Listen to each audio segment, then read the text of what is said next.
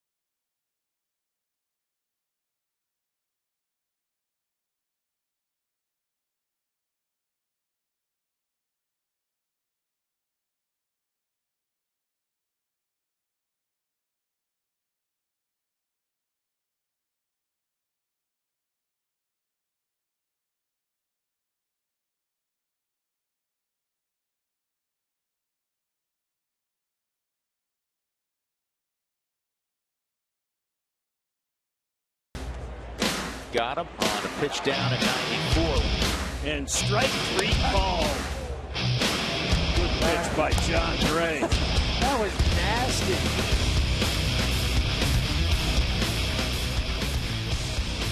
Well, John Gray had the Rockies a buzz in his start in Flushing Meadows, and he's making his way to the Coors Field mound tonight. Start number 3 for the former Oklahoma star as he will take on the San Diego Padres. He's yet to get a decision in his brief big league career. He has a 2.70 ERA. He's worked 10 innings and he has struck out 9 hitters. He's walked 4. And the league is hitting well below 200 against him, Jeff. Just 162. Lefties 100, right-handers 235. Shows you how impressive he's been in his first 2 starts. In 10 innings pitched, he's only given up 6 hits, 4 walks, 9 strikeouts. A lot of hype, a lot of buzz coming up for John Gray when you're the 3rd overall pick 2 years ago. And in the start here at home, had all his family, friends in town. It is nerve-wracking. Lining up tickets, all of the above, and then we went to the big stage in New York, the Big Apple. Didn't faze him one iota. You know what? That showed everybody a whole lot about John Gray, because it wasn't just making that next step from your first start with all the butterflies, which are natural, but he was pitching against one of the hottest teams in baseball in New York City with a lineup that all of a sudden now has some pretty big names. Well, and they're in first place in the National League East. So there was no pressure here. He didn't feel any pressure at all. Yangervis Solarte again will lead things off for San Diego. Padres had a big night offensively. They had 3 home runs yesterday, producing 12 hits on their way to a 9-5 victory. The Southwest batting order for Pat Murphy and the Padres looks like this. Yonder Alonso is back in there. He didn't play last night. Matt Kemp, he of the cycle, the first in Padres history. He'll bat 3rd. Justin Upton, Jed Jerko. Jerko went deep yesterday. Derek Norris went deep. Alexi Almarista is at shortstop tonight. Melvin Upton Jr., formerly known as B.J. Upton. He'll be in center field. And another hard thrower. It's an interesting contrast tonight. 2 guys that love their fastball, and well they should. Cashner and that man John Gray. And both of them are at 95 miles an hour. John Gray, 95.2 to be more exact. The slider, which is also a very good pitch for him. An occasional changeup, probably through the fastball slider combination more in New York than he did here at home. John Gray is ready to go, and Yangervis Solarte will step in. Rockies have lost 6 straight against the Padres. Well, the Padres haven't won a series here at Coors Field since 2012. First pitch of the ball game is swatted to right for a base hit. So Solarte at first, and let's take a look at the gloves tonight behind John Gray. Starting in the outfield, Kyle Parker gets a start in left. Charlie Blackmon, Carlos Gonzalez join him in the outfield. Arenado and Reyes, LeMahieu, and Ben Paulson, with Nick Huntley once again doing the catching.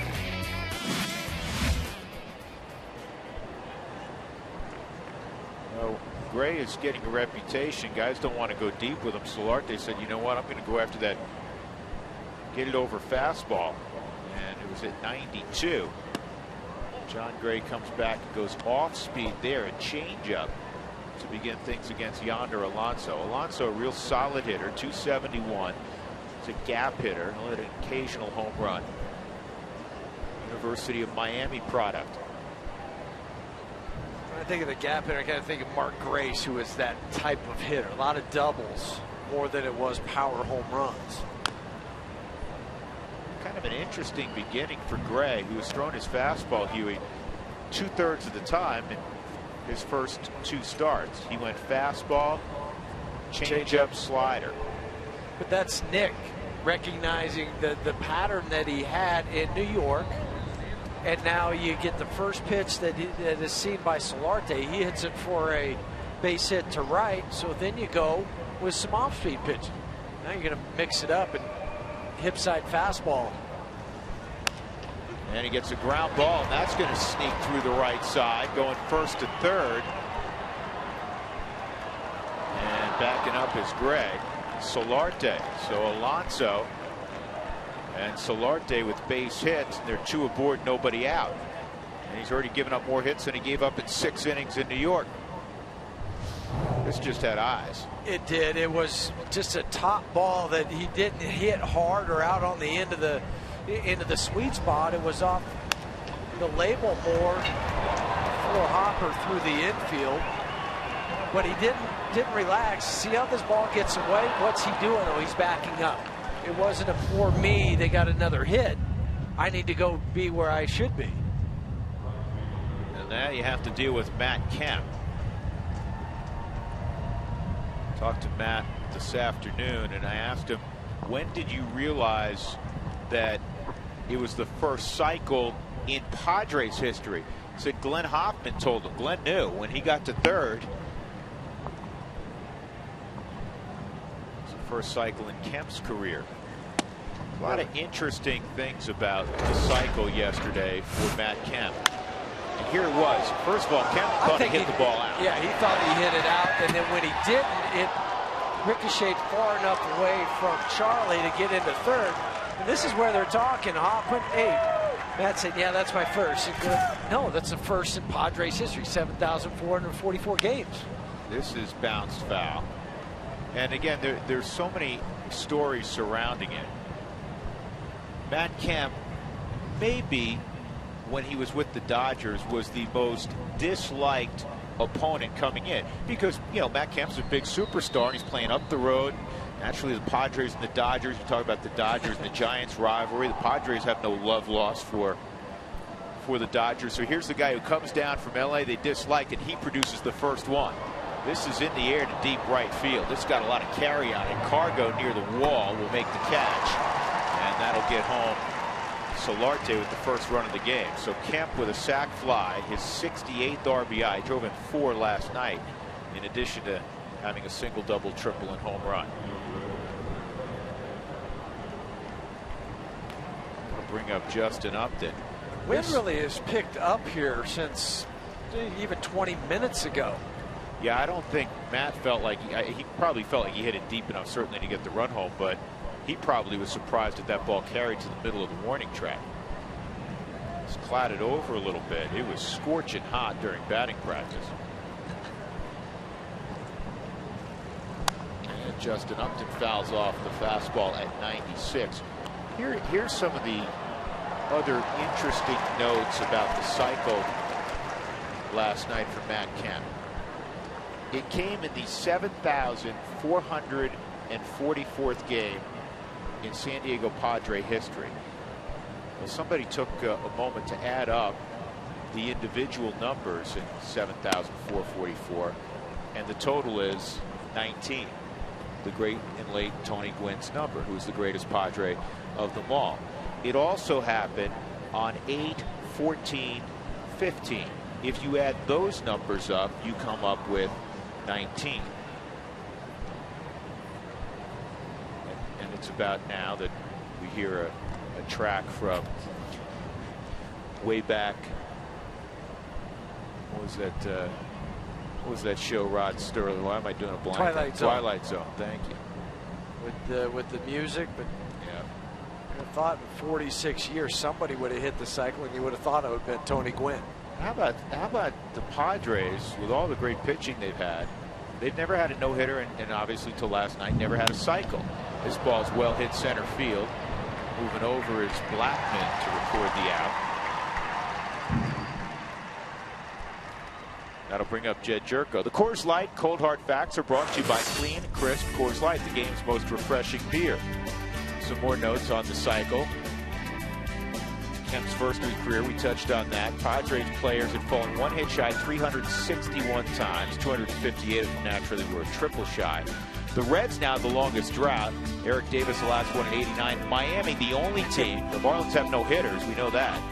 Al Leiter threw a no-hitter. In fact, wearing a Marlins uniform against the Rockies. But the Marlins never had a cycle. So for the Marlins, it's a little over 3,600 games in their career. So you take that out to 7,444, because I had some free time today doing nothing else. It'd be 22 years before they would have a cycle, or the year 20,037. Yeah, 2037. that'll be when. If that's just if they tie. Yep, this ball's well hit to right. Cargo on the edge of the track makes the catch. In the inning, a couple of singles, a sac fly from Kemp, and it's 1-0 Padres.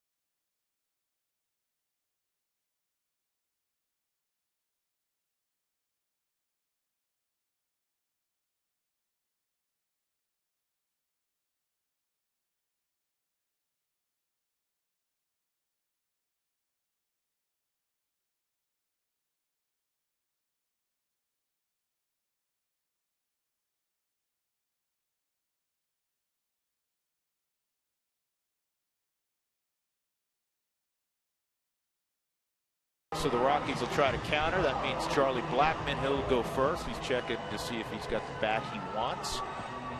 See the numbers on Charlie. Let's take a look at the Rockies batting order, brought to you by Southwest Airlines. We'll have Jose Reyes batting second. That's where he has become a fixture since the trade for Troy Tulowitzki. Carlos Gonzalez will bat third. Nolan Arenado, he homered last night, his 29th of the year. Ben Paulson, DJ LeMahieu, 5 for 10 against Cashner, Nick Hundley, Kyle Parker, and John Gray. And here is big Andrew Cashner out of Conroe, Texas. This is a big dude who throws hard. 6'5", 225 pounds via Texas Christian University. That's where he was picked in the first round, 19th overall by the Cubs. Big, hard-throwing guy. He is one of the hardest throwers in the National League. His fastball averaging 94.7. That's 6th highest average velocity. Matt Harvey and Jacob deGrom, 1 and number 5 on that list. This ball slammed to deep right field. It is off the wall. Charlie into second will stop there with a double. Talk about getting the barrel out. How about a laser double? He got on top of that baseball. About took off some numbers on the auxiliary scoreboard. They wanted the ball up and away. Well, it was up, and he turned on it. Gonna have to check after the game to see if there's a dent out there. He hit it so hard. 24th double of the season for Charlie. Perfect opportunity for Jose to try to lay down a bunt down the third baseline. And that's what he tried to do. And a thought for a moment by Norris to go to Solarte. And by the time he fired the first, fairly close play. So the sac bunt for Jose Reyes. And now the tying run at third. Here comes number 5. If you bunt it towards the third baseman, that's what your hope is. But if we're going to stop it as soon as he fields it, now if Norris tries to hit this guy right there, that's Solarte. That's trying to hit a moving target as that runner's going to third. Difficult play. So then he had to change his focus over to first base. So here's Cargo looking for RBI number 66. Padres do not shift. Shortstop Amarista is shaded a little bit, but not even close to the middle of the diamond. This is somewhat straight up, which is very unusual in this day and age. Yeah, and how many balls have we seen go right there by Cargo? A ton. A ton. That's because most teams will ship that shortstop over into that area. Bounces up there, so it's 1-1. Cargo 4 for 16 lifetime against Andrew Cashner. He was 1 for 5 last night. A single. He scored a couple of runs. The outfield, looking at Melvin Upton in center field. He shaded toward left center. Cargo chased that slider. 1-2. Yeah, when Melvin's that far over, now he's not as shaded as much as we saw with DJ and how far he was over into the right center field gap, but this might be another odd alignment that we've seen from a team not shading Cargo in the outfield. 1-2, and Cargo does his job. He gets it in play. You change the at bat. I mean, Cargo's looking for something to drive until he gets 2 strikes, and that was a professional at bat for a guy that, you know, is used to driving the ball over the wall, but he could not have an empty at bat there, and he ties up the baseball game with RBI number 66. And he had a 65th RBI in New York on Thursday, that same fashion. Just an easy ground ball out to first base in that game. Tonight at second base, but don't have that empty one. Cut down on his swing, didn't he? He had to. I just like the reaction of Cashner when he put the ball in play.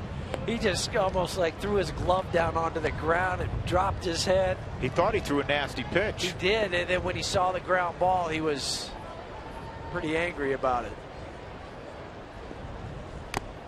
Big swing from Arenado. It's 1-1. You know, when managers, general managers, and all the analytical folks in a front office look and break down a ball game, they're looking for offensive execution. Well, the Rockies have tied it up. That's a strike with offensive execution. You get the leadoff double by Blackman. Reyes gets a bunt down to move him 90 feet. Cargo, well, nothing pretty, but he got the ball in play in an upside down count, and you get a run. And you tie the game back up after they put a marker up in the first inning. This ball floats out to right field. Matt Kemp is there. So we've played 1 inning. The Rockies and Padres both with a marker on the board as we go to inning number 2.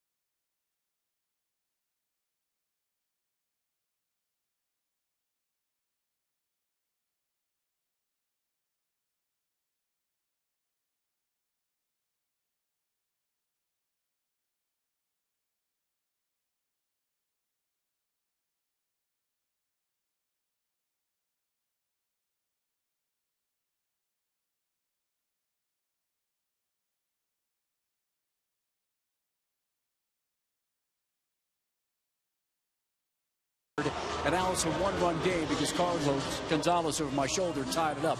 But back to Gray. First start, mixed bag here at Coors Field. Second start at Citi Field on Monday, much better. And I asked Michael McHenry what the difference was with him on the hill. He gave me a simple answer. He's a different guy from spring training. I mean, he's still soft-spoken, but I feel like he's got a little bit more of a swagger and an attitude about him when he walks out on the mound that, he doesn't believe that these guys can hit his stuff, which is different. I feel like sometimes he held back in spring training, and I've told him that. He's really turned a corner for me, and I think he's a guy that, as time comes, I think he can lead a staff in a heartbeat. Jordan, Jeff, what he also said was, you know what? It was his second start. As simple as that, because the first one is a lot different when you're making your big league debut. Well, you want to keep building, and I come back to something we discussed in John's first start, and it applies to any pitcher in the big leagues, especially a young pitcher. When you have great stuff, and John Gray in college, playing in the Big 12, overwhelmed a lot of lineups with his high 90s fastball and an above average slider. But you can't just focus, say, hitter to hitter. You have to focus at this level, pitch to pitch, and be thorough in your execution of every pitch. It's not, I can skate by here. I can get by this guy, even if he's the 8th place hitter. No, that's not going to happen. The thing I talked about in that game in New York, too, was his mound presence, the way he just stood on the mound. And it goes back to what Michael was saying.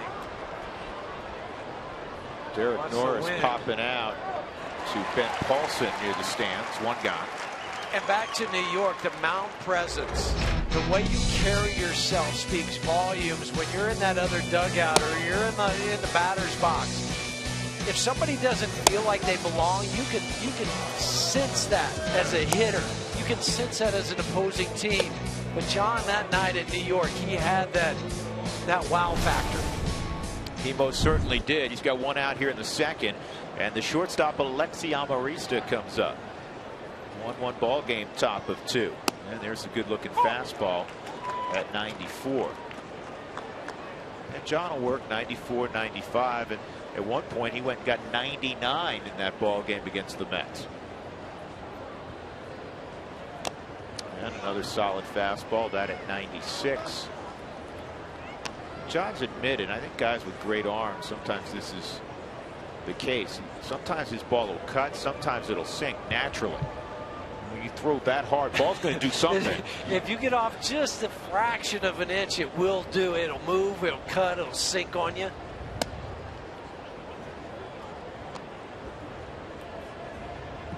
And I think it was educational, hopefully it was for John, to watch 3 other guys in a Mets uniform who are similar in their power arms and how they went about things. This is popped up Arenado in foul ground, and Nolan's got it, 2 outs.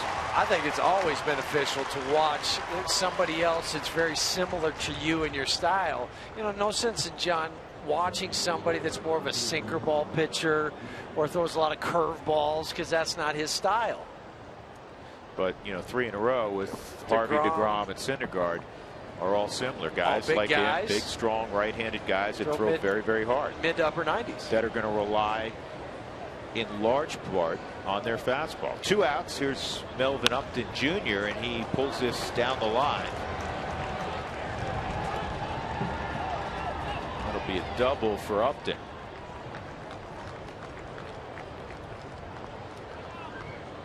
Swinging it a little bit better. It's been a tough couple of years for Upton. Well, he was hurt in spring training, hurt when he was traded from Atlanta, did not come back and start playing. His first game was June 8th. It takes a while to get the swing of things, get going again. And he's had 2 or 3 just awful years offensively. I mean, one hitting in the 100s. That's how bad it was. This is a guy that was paid $75 million as a free agent to go to Atlanta because of what he had accomplished with Tampa. Cashner will take a realistic hack, as you saw there, so you can't just groove a couple of fastballs and think you're going to get him out. That means he's a candidate for a couple hard sliders.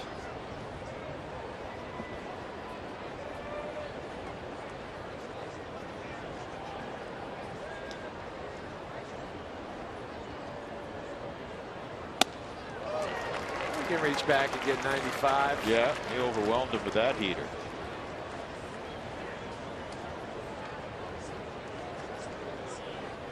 6'4", 235-pound John Gray.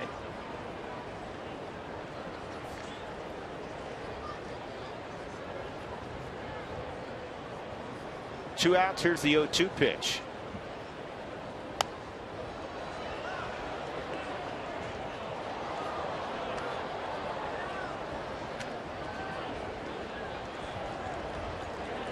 DeGrom looks in style, huh? Everybody's doing it. It's either you either have the long hair or you have the beard. Sometimes it's a combination of both. And I've rejected both. You have.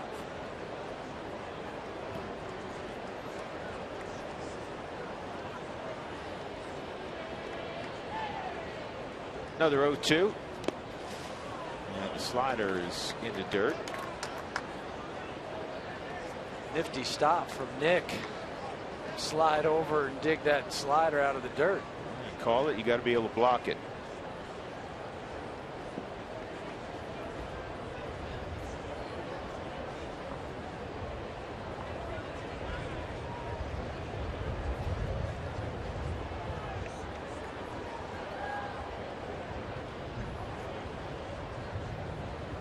Swung on and missed. That'll end the inning. That's the first strikeout of the night for John Gray. Melvin Upton left at second base. We'll go to the bottom of the second, tied at 1.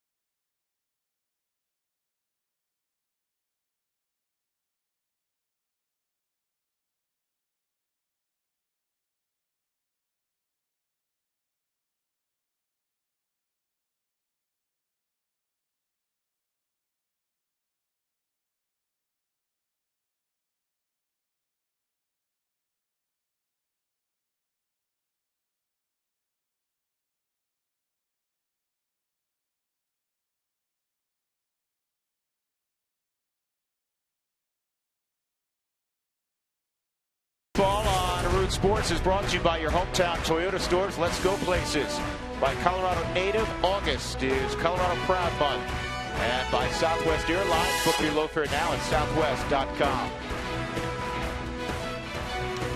1-1 is our score. Ben Paulson will lead things off against Andrew Kashner in the second, 5, 6, and 7. Vinny Castilla getting some duty at first base tonight. The reason being Eric Young's back is sore.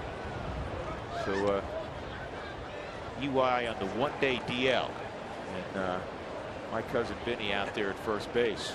Vinny was in New York helping with some of the hitting coach duties. So here's something wild. Cargo, who pulls a lot of baseballs on the ground, no shift. Ben Paulson is up there, and they have shifted.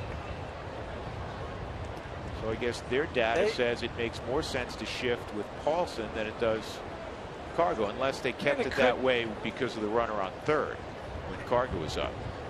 That's a possibility, but also how Andrew Kashner is going to pitch to him. That would be the other reason why they wouldn't do the shift. Now it just seems weird when you don't see a team shifting because there's been so much of it. It's been so prevalent.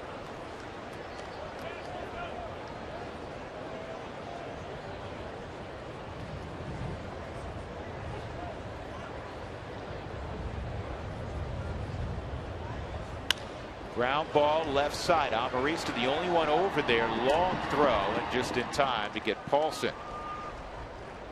That'll bring up DJ LeMahieu. Rockies fans, join in on the conversation. Send us photos, comments. Utilize Twitter, Instagram, or Facebook. But include the hashtag Toyota Talk, or it'll just be out there in cyberspace. We'll show some of your Toyota Talk comments throughout the ball game. Drew Goodman, Jeff Houston, Mark Stout. Coming up in the third inning, Mike Bobo, the head coach of the Colorado State Rams, will be joining us. We'll talk all things Rams football with him. They had a big scrimmage earlier today.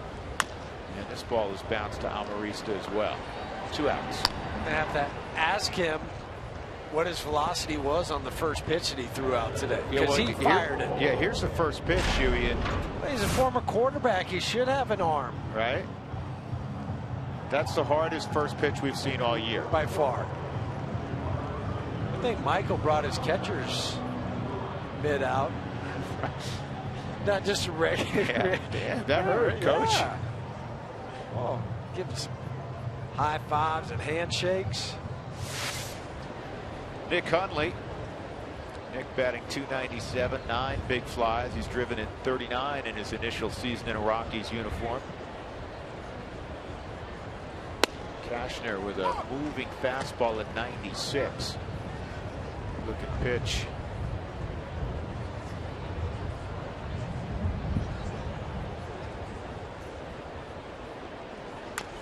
That's fouled off.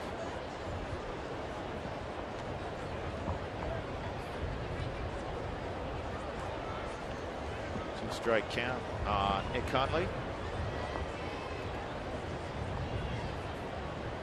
Rockies did produce 11 hits last night. That was good to see after hitting just $150 in the 4-game set against the Mets. And that's going to be a base hit for Nick. I love those hits on 0-2 pitches. Nick doing what he's done all year, using the whole ballpark. It's now 34, 32, 27. And that's why you're hitting 300. 299, because just like this, he goes down to get a ball away from him on the Subaru Supermo on an 0-2 pitch, cuts down on a swing, just trying to make contact. Don't have that at bat where you swing from your heels down in the count 0-2. Kyle Parker at the plate. You're saying, what am I talking about? 34, 32, 27. 34 hits to left, 32 hits straight away, 27 hits to right field. And he'd come into the game third in baseball among catchers with the third highest batting average. And it's been real steady. It hasn't been a roller coaster ride where he hit 400 one month and 180 the next month. He's really been pretty steady month to month. And because he's hitting 299, he's raised his overall career batting average 6 or 7 points this year. And for a guy that's been in the big leagues for a while, that's hard to do. There's the spray chart we were addressing. So the opposing teams have to play him honest, is straight up in the outfield, straight up in the infield. 2-0. Parker taking the whole way, 2-1, or excuse me, 3-0, 3-1.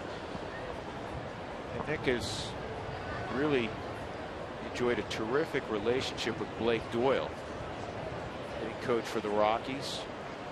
Yeah, the pop's still there. I mean, Nick's going to end up in double figures with home runs. Parker grounds out to end the second inning. We're tied at 1 as we move to inning number 3. Mike Bobo, Colorado State head coach, when we come back.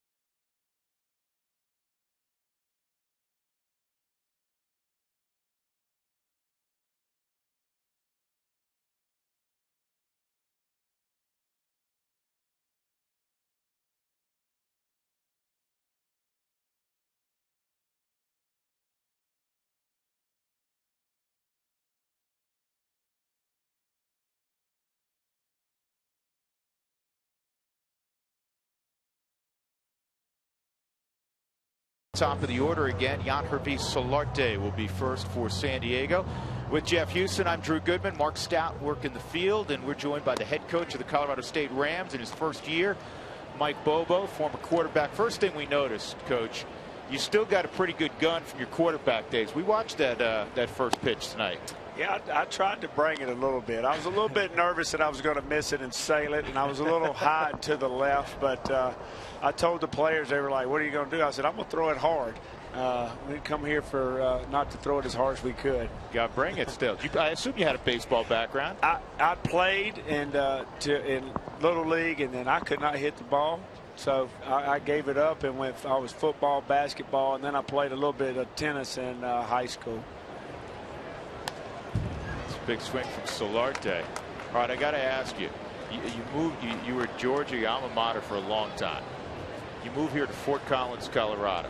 Any kids in practice raise their hand and say, Coach, can you restate what you just said? I didn't catch it through the draw. Well, there's a lot of them that kind of look at you like you're crazy. And I'm like, what's going on with these guys? And then somebody will tell me they can't understand you, Coach. But they can understand when I get upset.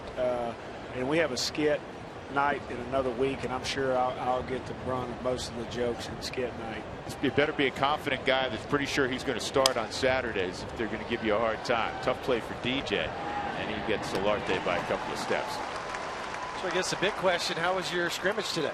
It was good. It was probably the hottest day we had all year, and it was practice 11 for us, so a little bit of bumps and bruises, but I thought the guys fought through. The offense probably had the upper hand today. Defense did get a stop in 1 minute, but overall I'd say the offense had the better day. But there's a lot of room for improvement, and the guys got to realize that. We still got a week of camp before they even start school, so we got a long way to go. One out, Yonder Alonso, who had a base hit, rolled one through the right side, is at the plate against John Gray. And this is an easy play at first for Ben Paulson. 2 outs. You have a nice battle going on at quarterback.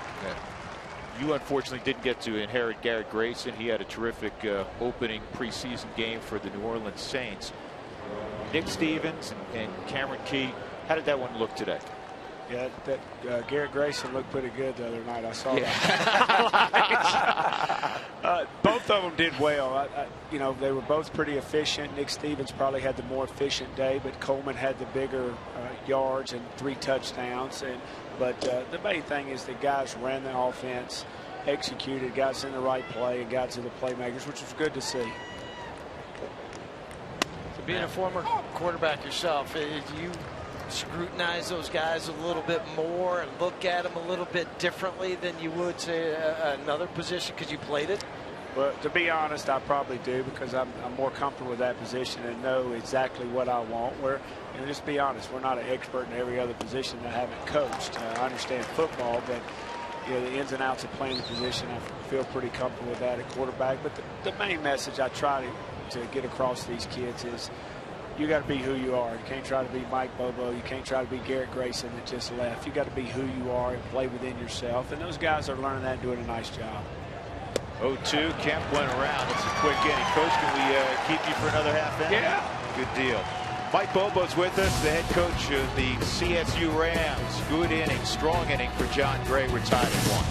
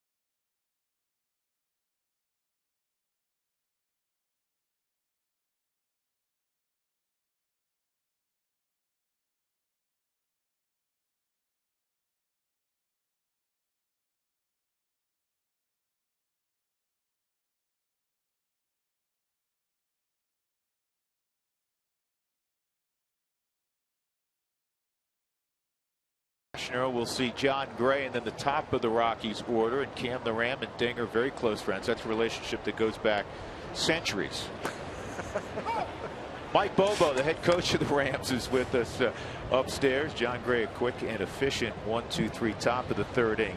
You inherit quite a talented wide receiver in Rashard Higgins, a consensus All-American a year ago, and he's got a big personality, doesn't he? He does. He is a humble individual, but he has personality, which I like. He is confident in himself, but doesn't boast or brag, but really does a nice job on and off the field. Coach, I want to ask you, because you were in a great position working for Mark Richt. You had opportunities in the past to go places. What enticed you to come to Fort Collins, different part of the country? You have a young family.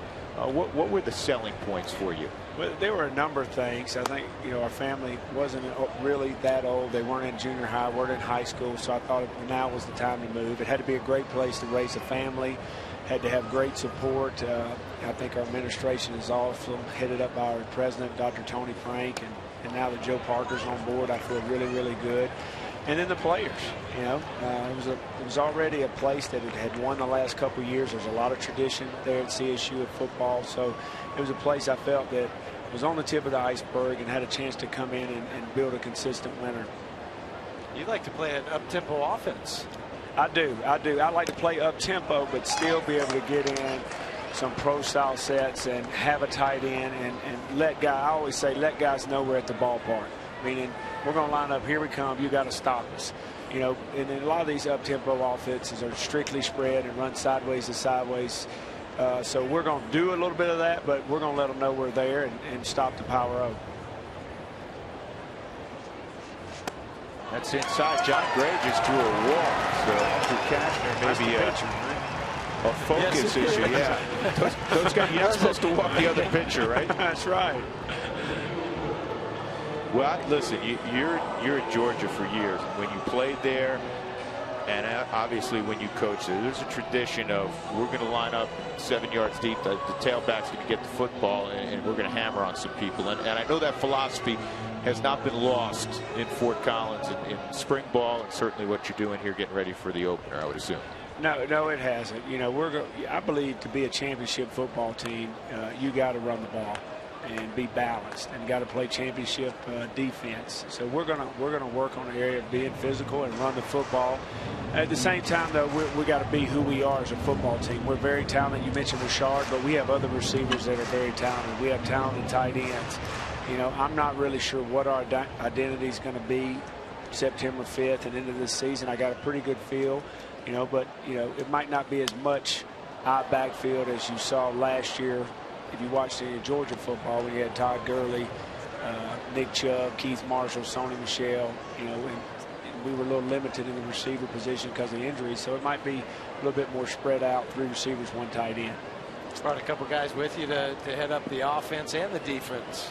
Yeah, I feel real good about Will Friend, our offensive coordinator. He's with me the last 4 years at Georgia as a run game coordinator and did an outstanding job. A lot of the success that I was getting was due to partly him and the other guys on that staff, and then was fortunate enough to get Tyson Summers from Central Florida, the defensive coordinator, who had a top 10 defense last year at Central Florida in the country, and he's what I'm looking for. He's passionate. He wants his guys to play aggressive and physical, and that's what I believe we got to do to play championship defense. 0-2, and it's fouled off again. It's kind of interesting, and again, you're used to this with Georgia. You play the big game against Florida, but there are other rivals for the Georgia Bulldogs. At Colorado State, it starts out pretty quickly. You've probably learned when you play CU, that's all decks on hand. You play the border war with his alma mater. That's right.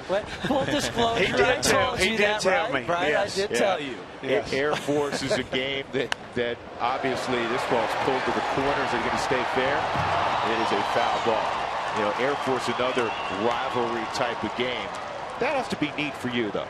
It is. I've been a lot of speaking engagements, and everybody, the first thing they ask is about CU, and then the second thing is probably about Wyoming, and then Air Force, which I like the rivalries. That means there's tradition in your school when games mean something, and to have more than one, I think that's awesome. I am glad we're playing the CU game third this year because they've got, brought Jim Levitt back as the coordinator, and he hadn't coordinated in a long time, so we get to at least see how they're going to line up defensively. But it's going to be a challenge. I do like the fact you play in a neutral stadium. I'm used to that, Georgia, Florida, and it's going to be exciting. I think it's always exciting when your players get to go play at where the pros play, and there's a little bit more excitement and edge when you go to a different stadium for your guys. 1 and 2 on Blackman.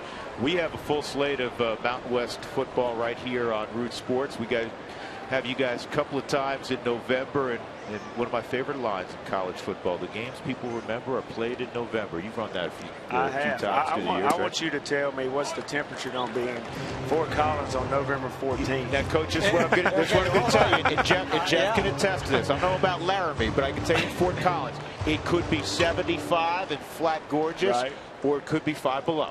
Okay. And I'm not lying. It's somewhere in between.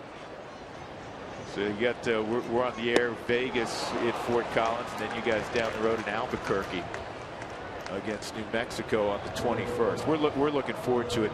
This is a really competitive conference, and it's not one of the Power 5, but it's right on the fringes of that. And I'm sure you were aware of that when you did your research and your homework. No question. I think it's the top non-Power 5 conference out there. Obviously the poster child, Boise State. I played them in 2011, and we got whipped in the Georgia Dome by them. And very well coached, physical. You watch the tape. There's a lot of teams in this league that are very well coached and have playmakers. There's 4 teams that won 10 games, on our side. And we lost to 2 out of 3 of those teams last year. Yes, winning 10 games was great, but we want to get over that hump, and there's a lot to improve and a lot to push our kids moving forward. There's a base hit for Reyes. Gray will stop at second. 2 men on, 1 out. And here comes Carlos Gonzalez. Now this young man, Coach, grew up in Maracaibo in Venezuela. I'm thinking had he had a football background, and he's a great baseball player, but athletically he probably would have done pretty nicely as a running back, maybe a strong safety. He's built. He's built. I'm looking to see what his height and weight is. He's about 6'1", 215. Wow. That'll work, right? Like an outside backer. Yeah. You got a good one in Trent Matthews. I know he's nicked a little bit. We do. He has a hamstring right now, but not only a great player, he's one of the first guys I called. He was voted a captain last year as a junior for the football team, but he's an outstanding young man. Whatever he does in life, he's going to succeed. He's one of my favorite guys I've ever been around. I've only been there a little bit over 6 months, but he is an awesome individual. There's a strike on. How's the family adjusted to? They're doing well. They just started. Their first day of school was Friday. I don't know why you start school on Friday, but they started yesterday, and they're excited. I said, how was school? They said, great. So that's awesome. We got 2 ponds in a little neighborhood we live in. They've been fishing about every night all summer, and really, really enjoying it. Bounces up there. 1 ball, 1 strike. What's your vision down the road? If you could look into the crystal ball and say, hey, I envision Colorado State in 3 years to be relevant every year.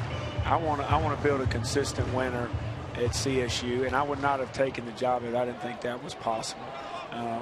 We want to be in the running every year, competing for championships, conference championships.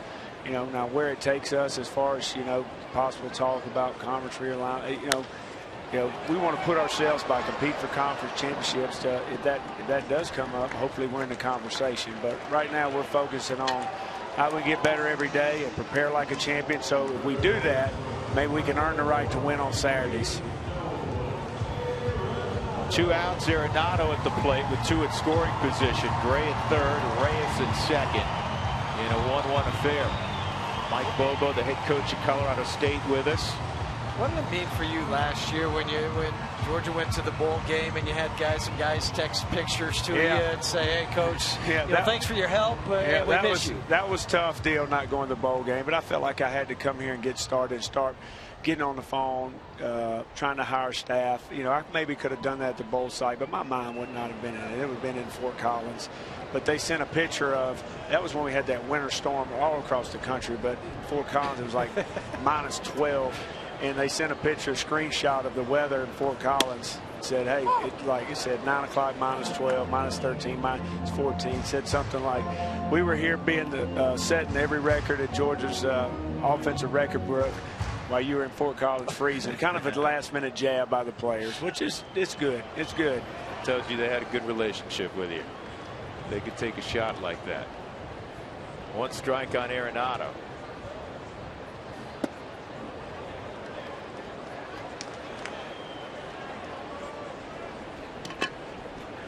So it all begins for real in a couple of weeks. Got Minnesota coming to town this year out of the Big Ten, and you know Coach Kill just got an extension. He's had success up there in Minneapolis. That'll be a good test. Yeah, he deserves what he's done there. You know, he's building a consistent winner, and you know they lost to the national champion last year by 7. They're in the game in the 4th quarter against Ohio State.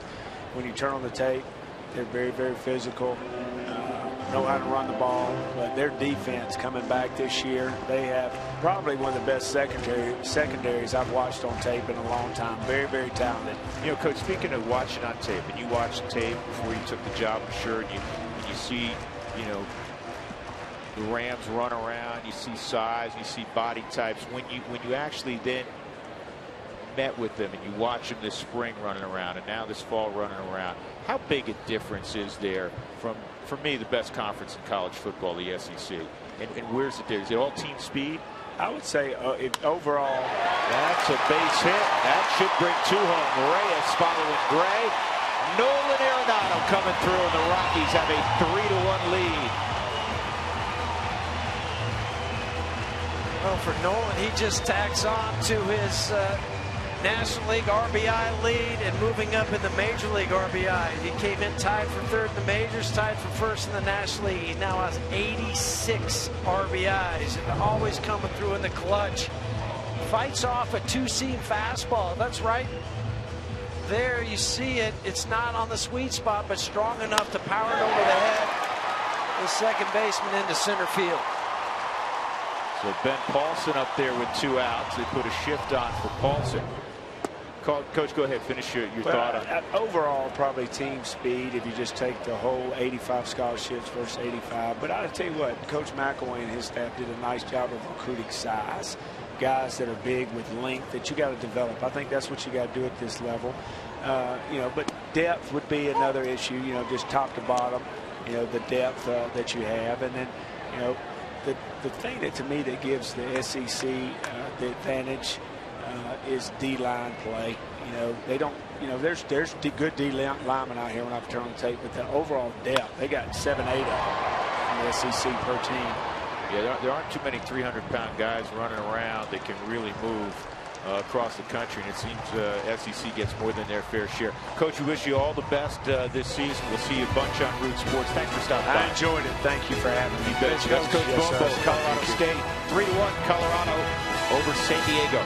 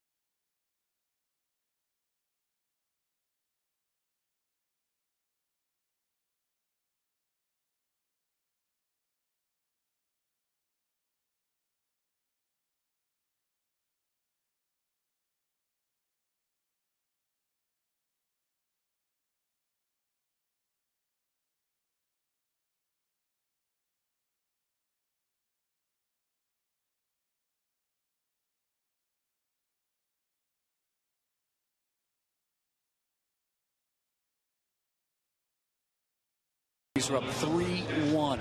Let's do this date in baseball history, and I want to take you back 50 years to this day. It was a Sunday night in New York at Shea Stadium. The Beatles playing to 55,600 screaming fans, 75% teenage girls, and it was the largest outdoor concert ever. The Mets were on the road playing in Houston.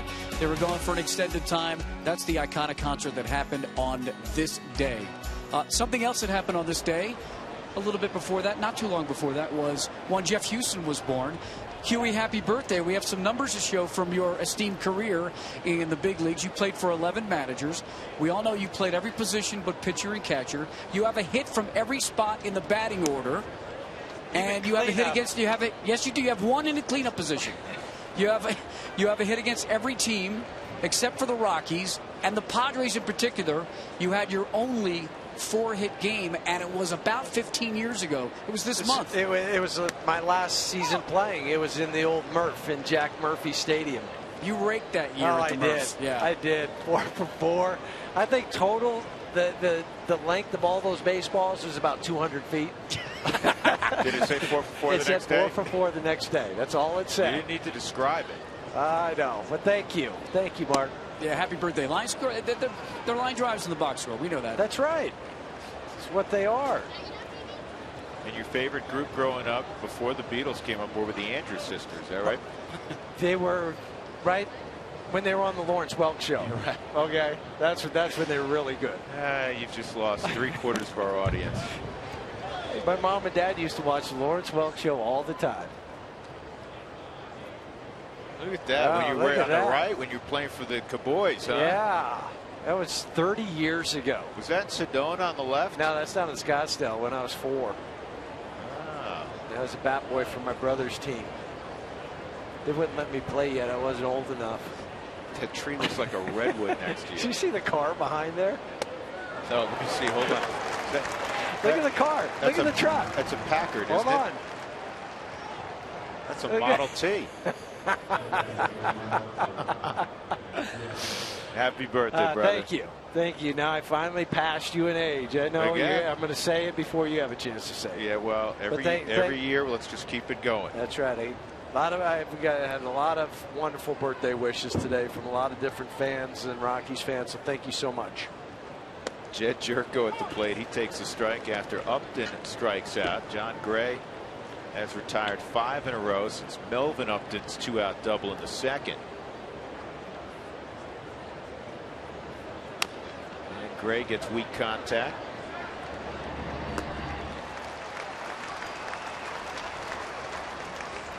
Let's see who else you share a birthday with in the big leagues, Huey.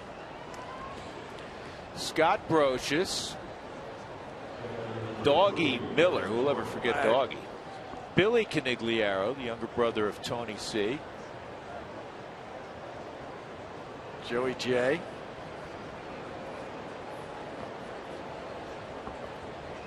There you go. There. Do you know who's the most famous person born on August 15th? Me. Yeah. All right, big shot. Other than you. You asked. Yeah. I said me. It's okay, Ricky. 2 outs. Derek Norris at the plate. Here's the 0-1, and that's fouled off. The 96-mile-an-hour heater. You know what's neat about this inning for me and John Gray, though, is he had to run the bases last half inning. Didn't affect him. He's come out, got the first 2 outs, and then an 0-2 count. Yeah, he settled in. First, if you're just joining us, Solarte, first pitch of the ballgame, he ripped to right, a base hit. Yonder Alonso, a seeing eye hit through the right side. It's first and third. Kemp hit a deep fly ball to right, and a handful of pitches in, it was 1-0. Since that time, John Gray has dominated. Oh, you know whose birthday you share? Ben Affleck, who's been in the news lately for all the wrong reasons. For the wrong reasons. Now they're trying to move somebody out in center field. We got one of the Padres guys is out. Oh, you know what? That's like who was doing that? There was in a chair. He was just sitting out there, and then he came in and it was with Seattle. Seattle, the closer. Yeah, their former closer. Moved out there to cool off. This is fouled off. Fernando Rodney. Remember Fernando went out there? Yeah. Somebody else got the same idea with the Padres. You don't have to worry about getting out of the heat. It's a beautiful night. Very talented actress you share a birthday with, Jennifer Lawrence. I'm a big Deborah Messing fan. Julia Child. Used to watch that show with my mom growing up. Just like I used to watch Lawrence Welk. Yeah. And then a whole other segment of our audience saying, "Who? Julia Child."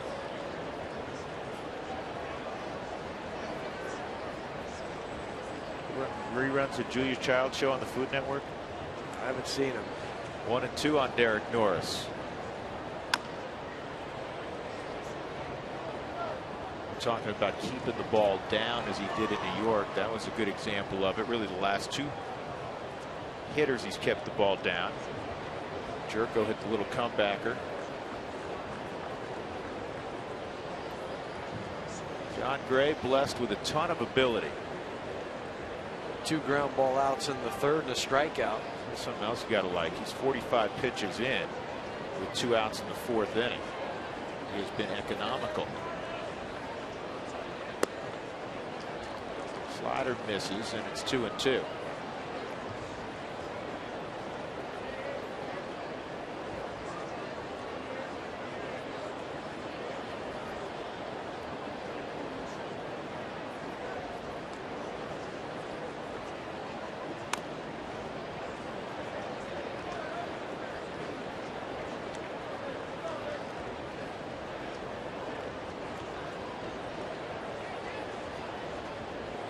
Run on 3 hits for the Padres, 3 runs, 4 hits for the Rockies.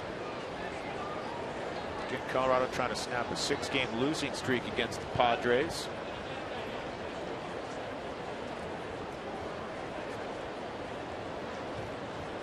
Next pitch will be the 9th of this at bat. He's tried just about everything. Fastball, slider. Going back to the slider.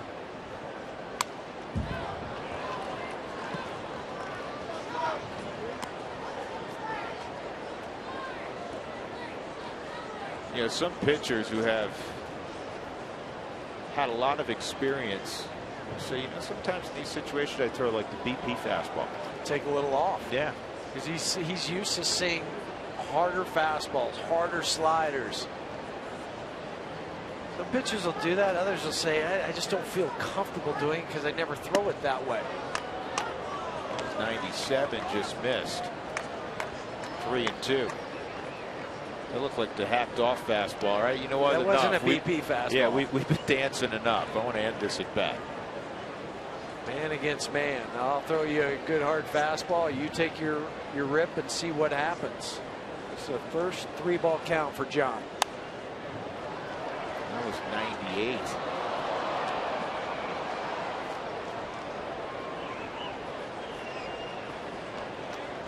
Norris had a lot of success this year against the Rockies. He's hit .429 against Colorado in 9 games.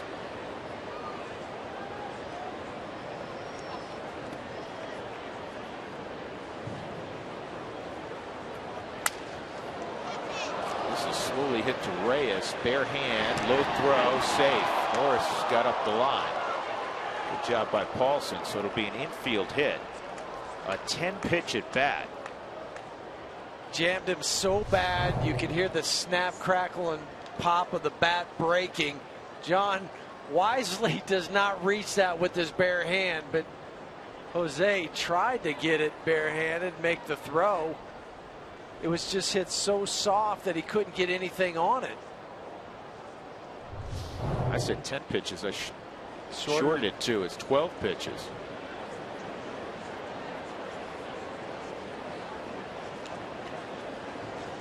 Rockies were taking a look at the video to make sure that the call was correct at first. That'll bring up Alexi Amarista. He fouled out to third.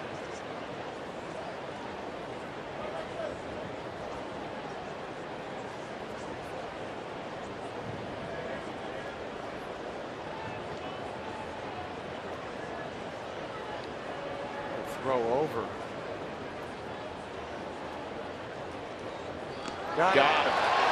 Well, that's one way to get rid of end the inning and come back and win the battle with Derek Norris after that infield hit. He picks him off, and we'll go to the bottom of the fourth inning. The Rockies leading the Padres 3-1.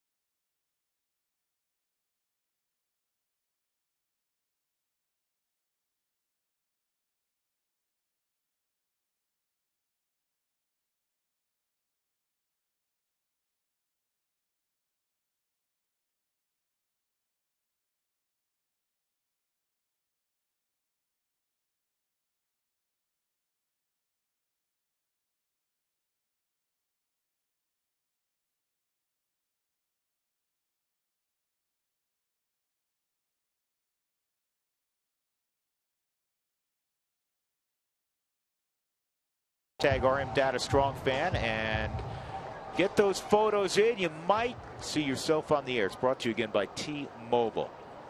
RM Data Strong Fan. 3-1 Colorado leading as we go to the bottom of the fourth inning. LeMahieu, Hundley, and Parker against Andrew Cashner. Cashner has not gotten much run support this year. That's why his record's 4-12. And they haven't played good defense behind him either. 21 unearned runs for Cashner when he's been pitching. Two guys closest to him, they have 11. One of them is Jonathan Neese. He's allowed 11 unearned runs. And Nick Martinez with Texas.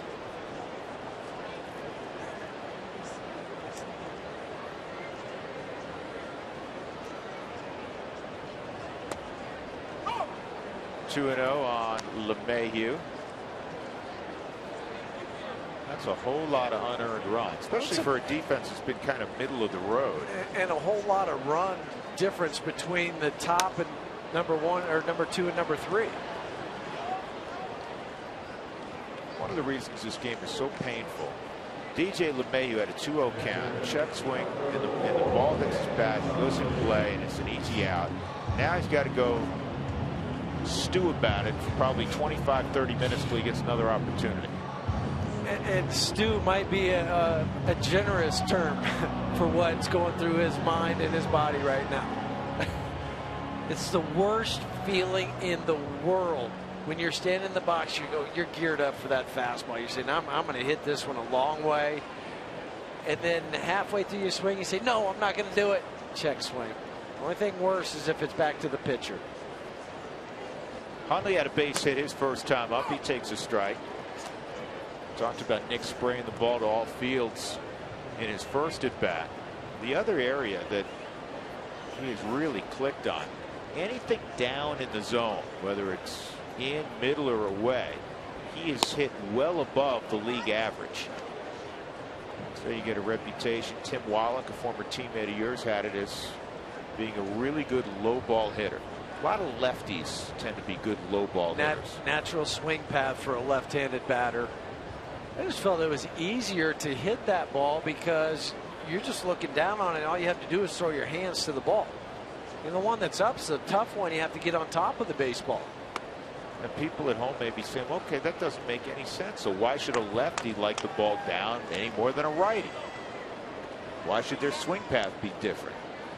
All I can tell you is, at least from my perspective, for the most part, a quality lefty swing always looks prettier than a quality righty swing, doesn't it? It seems more natural. Yeah. 1-2. And that's looped out there to shallow right center field. It's going to drop. It's got another base hit.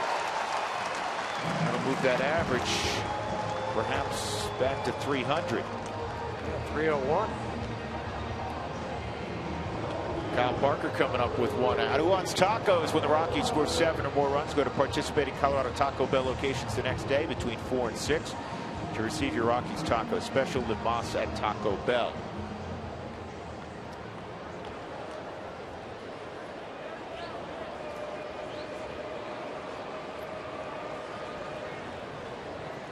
Parker grounded to second in the second to end the inning.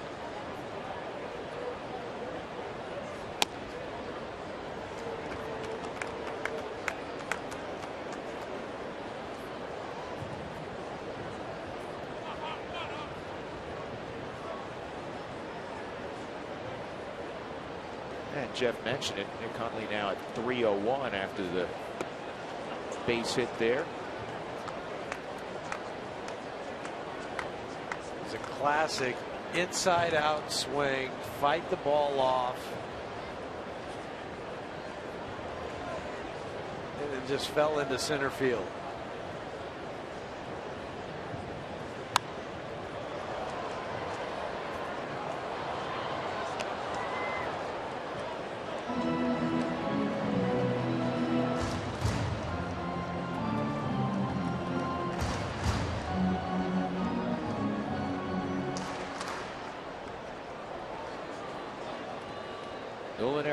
Gave the Rockies a 3-1 lead with a 2-out base hit last inning. 2-2. John Gray's on deck. Gray got the rally started with a walk on a 3-2 pitch. Reyes had a base hit in the third, and then Arenado with the 2-run single to center.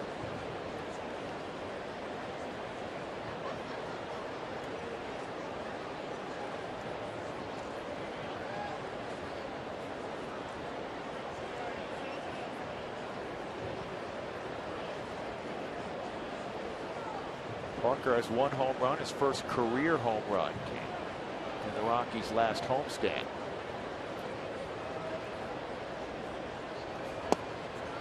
Good eye, 3-2. That home run was the dead center field. Fastball at 99, by the way. For Andrew Kasher, he throws his fastball 68% of the time. He likes it, and he's proud of it. Ought to be. Should be. He went slider there. Had a long conversation with Justin Upton, who will be a free agent at the end of the season, about the number of high quality pitchers that are around baseball. We're talking about the Rockies' trip to Washington and New York and all those arms. And he said it's absolutely ridiculous. Runner going, swung on and missed, and the throw to second is going to get Huntley. So it's a strike him out, throw him out, and that will end the inning. We'll go to the 5th. The Rockies leading 3-1.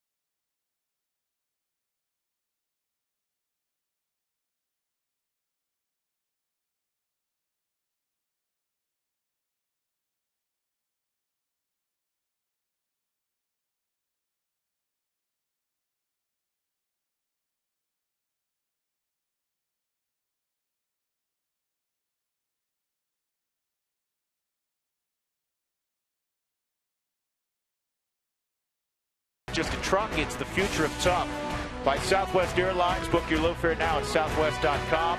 And by CenturyLink, your link to what's next. Bottom third of the order for the Padres in the 5th inning. Amarista, Upton, and Cashner. Village Gardens on a pretty Saturday night. John Gray on the hill for the Rockies. Gave up a run in the first. Not much since then. He's allowed just 4 hits. 3 singles and a 2-out double to Melvin Upton. That double came in the 2nd inning. So the Rockies tend to be an aggressive team where they can be with certain guys. You had in the last inning at the plate Kyle Parker, who's hitting the 8-hole. You had Nick Hundley, who has average speed at first. He will steal an occasional base. He took off on the 3-2 pitch, and the thought is to try to stay out of the double play. The risk you run, and Walt's obviously aware of this, and these are the decisions a manager has to weigh, is you have a guy at the plate who early in his career is striking out a fair amount in Parker, and you have a guy that probably is going to get thrown out if you get a swing and a miss, and then you don't clear the pitcher there. And that, again, those are decisions a manager has to make, and there's a risk and a reward. Yeah, and for Kyle, he strikes out about 30% of the time, 11 strikeouts and 37 at bats, and you know that John is going to be on a limit somewhere around 75 pitches, 80 pitches, maybe 5 or 6 innings. But if you could clear him that inning, then you don't have to worry about pinch hitting for him, maybe even into the 6th inning. So that's the risk, and then you do run into that, strike him out, throw him out, and then now John will lead off this bottom half of the 5th inning. Amarista hits it late and foul.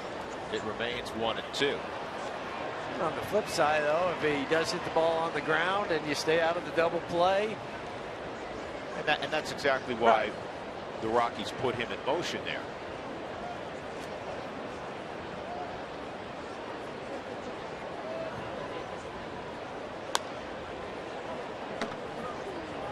What have you thought of Gray? It doesn't appear that the stuff is as electric as it was in New York, but the results, you get up 1 run on 4 hits as he works here in the 5th inning. And you take away all those pitches that he had to throw to Norris when he got the little bleeding single. I think he's pitched very effective tonight. Not as well as it was in New York, but better than his first start here at Coors Field. Throwing a few more balls up in the zone than he did against the Mets. And the 2-2's lifted to center field. Blackman retreats and now comes in a couple steps, 1 out. The world's best barbecue competition teams will be at Coors Field next Saturday. You can purchase the tickets to this barbecue by buying the ticket package to vote for the Fans' Choice Awards, sample some incredible barbecue, and visit with award-winning cooks. I was at this last year. It's just phenomenal barbecue. And I'm a big barbecue guy. I'm an expert on barbecue. I can burn things with the best of them, by the way. Well, I'm not talking about burning him at the barbecue. About making them edible? Yes. On occasion, these people can. Sometimes I get distracted, Huey, as you know. See, most of the time with all that smoke, it's not good when you're barbecuing. That's what my barbecue looks like. But it's okay out there. 0-1, swung on and missed on Upton. Well, both Melvin and Justin had a nice homestand. His mom and dad had flown out from the East Coast. Check on his grandchildren. Melvin's got a couple of kids with his wife. And Justin and his wife expecting their first in the offseason. So we're talking about Melvin, BJ changing his name to Melvin. You talked to Justin about that today. That's right. I said, Justin, so what do you call your brother now? He goes, BJ. He goes, everybody still calls him BJ. Swung on and missed. Good pitch from Gray. And he strikes out Justin's big brother. 2 gone. That's strikeout number 4 for John Gray. Where have I miscounted? Is that 5? I've got 5 in my book. And this is the slider, the disappearing slider.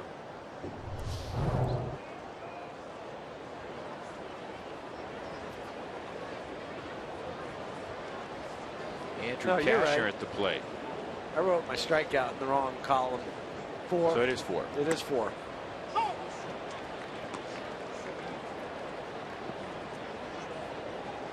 Dude, that barbecue got me distracted. I understand. Got to write down the fly out to center field. And another strike.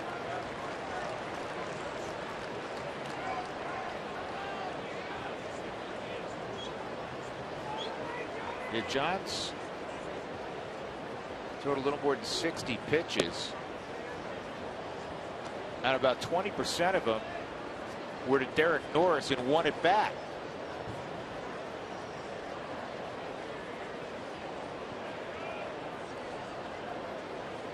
Honing in on the target of Nick Hundley.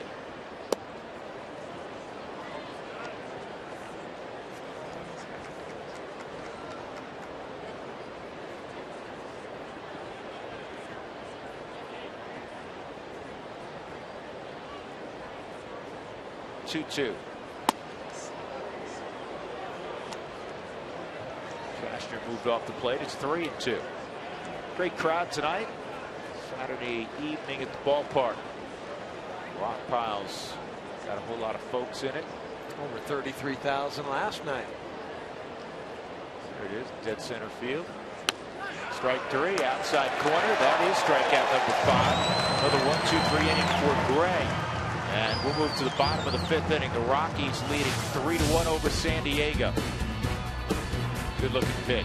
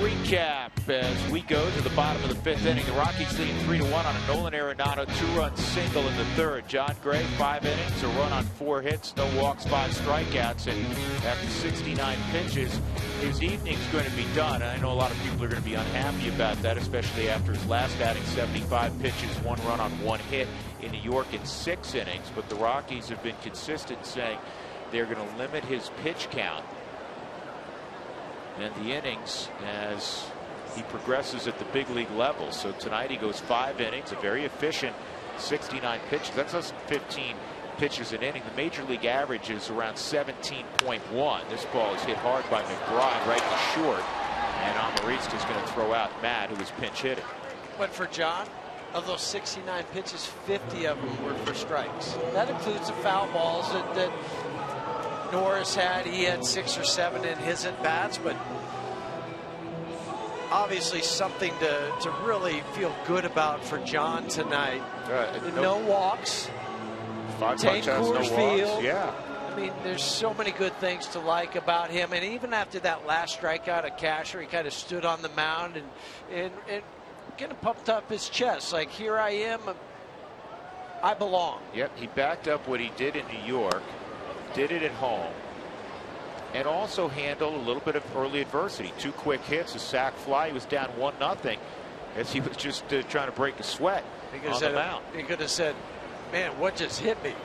What just happened? 2 quick pitches, and you had the sac fly. I'm down 1-0 before I've thrown 6 or 7 pitches. That's right. He's got Justin Upton standing there at the plate, one of the better right-handed hitters in the National League.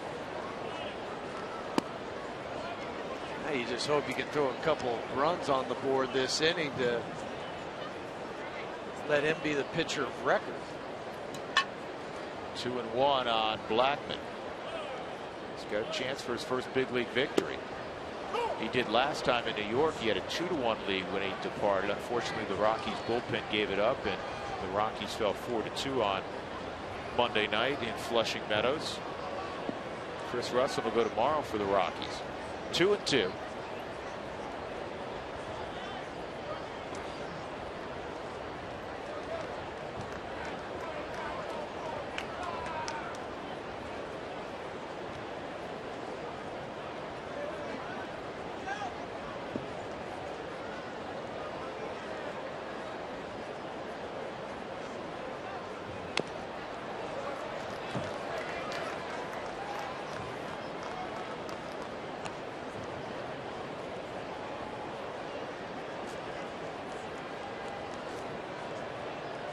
Balls, 2 strikes on Charlie. Double in the first inning and scored. Hit the ball off the top of the scoreboard down the right field line.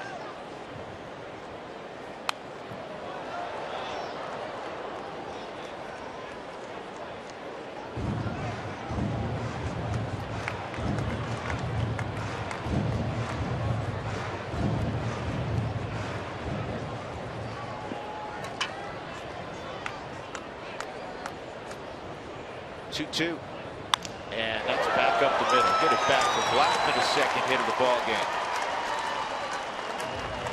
Jeff Bridich was asked in New York about the pitch count with John Gray. We set in motion a plan to gradually increase his innings and try to do so intelligently and with some logic to it. And so we want to grow his ability to take on more and more workload over time and not rush to it. And so, that's part of what's in play this year, and it was put in place before he got to the major league level. So it's not something that's brand new to that came with him with his call up. And the debate that takes place not just with the Rockies internally, but also throughout baseball, because again, a lot of teams handle young pitchers the same way the Rockies are handling John Gray. They say, well, at what point do you let him go and say, okay, get through the lineup a 3rd time, and teach guys that 6 innings and 3 runs is really, that's okay, but it's really not what we're aiming for. We want you to hang around deep into ball games. I think that happens once you've established what your innings are going to be. And that's what they're building up to, is to get the innings up about 20% higher than they were last year. But that is a key component, a part of the growth of a pitcher, is when do you take that governor off and say, okay, now the 3rd time through is yours. Yeah, and that is, again, part of the process, the learning process, because the hitter has been educated on how you're working him his first 2 times, and guys make quick adjustments, especially at this level. And how do you counter their adjustments? How do you work the 3rd time through? How do you work with the guy behind the plate, in this case Nick Hundley? I think he showed immediately how you handle adjustments with a hitter when the first guy jumped on your fastball, and then he started going off speed pitches. It's 2 changeups. But of the 69 pitches he threw, once he got through some of those changeup, he went back to his fastball. So he threw 44 fastballs tonight. Yeah, and listen, you look at this performance tonight, and there's nothing but smiles from a Rockies perspective on his performance. 5 innings, 1 run, 4 hits, not a lot of hard contact at all. And he brought the ball down because there were a couple of long fly balls early in the ball game when the ball was elevated a little bit. He ended up bringing the ball down. So you see 22 of the fastballs up in the zone. But I think most of those were early. Yeah. Yeah, about 14 or 15 were high in the zone, but that was in the first couple innings. And then after that, he started to work down more. Ended up getting 3 ground ball outs, fly ball outs, 5 strikeouts. So nice mixture for John.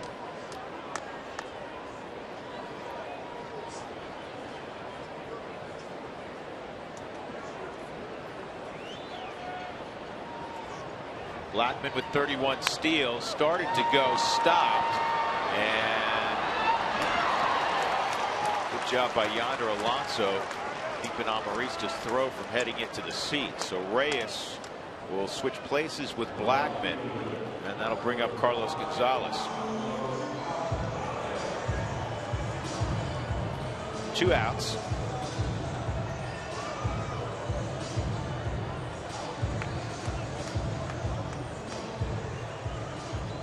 Every Sunday home game this season is Bike to the Game, including tomorrow. Get more information at Rockies.com/green and Bike to the Game.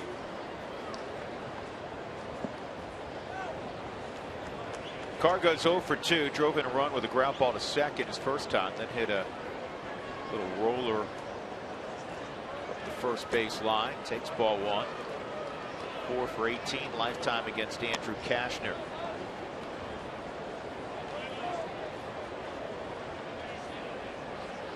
Gonzalez Germain threw in yesterday's ball game at a 1-2-3 inning. There's 5 pitches thrown in that 1-2-3 inning.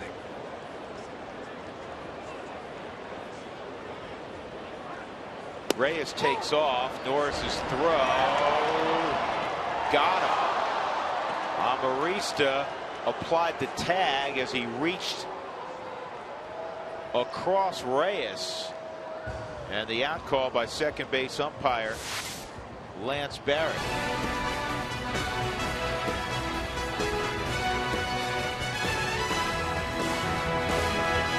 Yeah, he got it. 3-1 Rockies.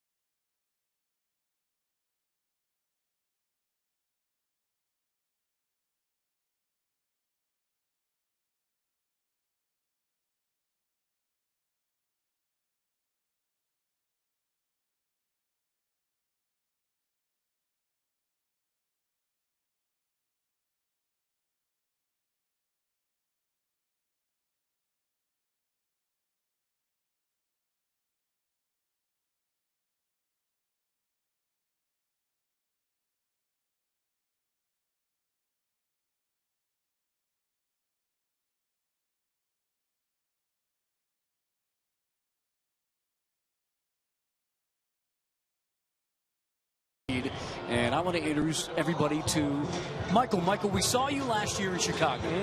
You were on the road. The Rockies were playing there. And you had a sign that said, Mark Stout, where are you? Oh, yes. Now, you made a new sign. Show the signs that you made. I have Mark Stout, I'm back. And then on this one, I said, you didn't come to Chicago, so I came to you. So tell me about the origin of the signs and everything. Oh, well, we went to the Cubs game where it went like to the 20th inning, and I brought my Mark Stout sign, and I was looking for you, but you didn't travel that day, so Jenny came by and said hi. It was amazing, though. It's cool. You met Jenny. I really appreciate the signs. I'm your number one fan. I know. I'm blown away that you would make a sign. It's awesome to meet. Where are you from, Michael? I'm from Crystal Lake, Illinois. from Crystal. Tell me how Illinois, how the Rockies. I was born here, but I moved to Illinois because my stepdad went to college there, and I'm still a Rockies fan. And so you're back visiting? Oh yes, I'm back visiting, and to visit you, of course. I appreciate it. It's great to finally meet you. Thanks for the sign. Oh, no problem, Mark. Anything for you. All right, that's pretty cool. Let's go back up to You know the what, guys. Mark? That's really cool, and I'm thinking that if you go back to Crystal Lake, Illinois, that there's a chance you could run for mayor and at least garner a vote. I could probably get a free meal in Crystal Lake at least, right? Oh yes, something like that. Yeah. All right. Thanks much. Anything for you. All right, guys. Or a free pint of beer. That's inside from Germain. It's 3-0 as he is pitching here in the 6th inning in relief of John Gray. Yangervis Solarte in the top of the Padre lineup. Again, John Gray, a run on 4 hits. He struck out 5, did not walk a batter. Just 69 pitches in those 5 innings. He's on the plus side. Rockies up 3-1. There's a strike.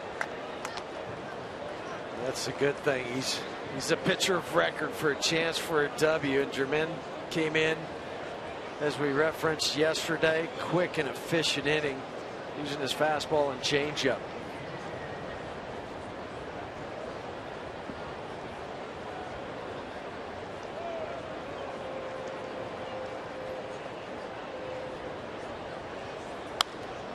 And just a high fly ball down the right field line, drifting foul. And, oh no, excuse me, this is a play for Cargo. What was I looking at? Looking at fans standing up thinking they were going to make a catch. It's 1 out. 15 feet fair. Yeah. Well, I had my cheaters on. I got to take those off. One gone. Yonder Alonso coming up. Alonso a single in the 1st and a ground ball to 1st in the 3rd. Some good things happening in the Rockies minor league system. We're going to talk about this inning. Alonso takes inside. In New Britain, Ryan Carpenter threw 8 innings of 1-hit baseball yesterday, struck out 11, walked just 1. A guy we've mentioned many times in the past, one of the top young prospects you're going to hear more about certain next year. Pitching in the California League in High A, Antonio Senzatella, 7 innings, 1 run on 3 hits. He walked just 1, struck out 9. He has a 2.37 ERA. Huey, at every stop, Senzatella's been impressive. That's what I look at. Kind of throw away the 1-loss record at times out in the minor leagues because you're handling guys in a different way. But you look at his ERA. How many strikeouts to walk, that ratio. Those will give you a clearer and a better indication of what a guy has. So Senzatella is putting his name on the map, and also coming into spring training next year is a guy you're going to be hearing a lot about.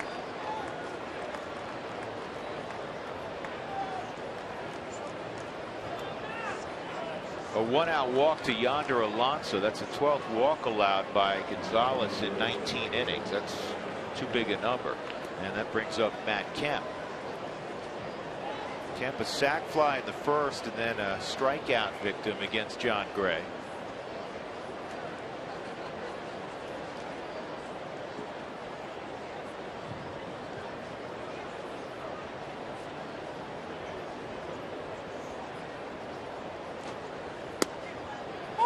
There's a strike.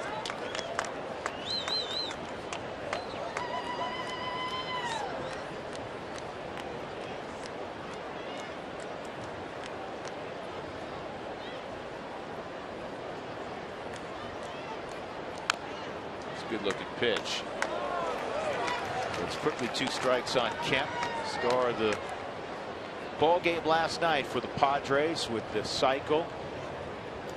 You know who the last National League player to hit a cycle was, don't you? Michael Kadire. Last year, August 17th of last year. Rockies have now seen 14 cycles in this ballpark. That's pulled foul. They've produced 7. And the opposition now has produced 7.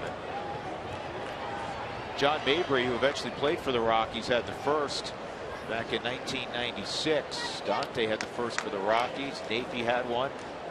Mike Lansing did it in the first 5 innings. We were discussing that yesterday. Tulowitzki, Cargo, He did it in walk-off fashion, producing the home run in the bottom of the ninth against the Cubs. Cuddy last year.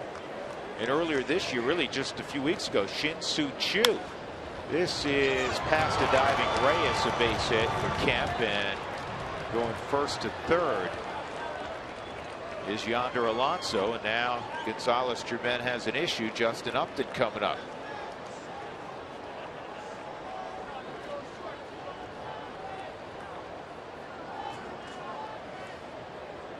Every hit for Matt Kemp in this series, if you're going to look at a spray chart, has been up the middle.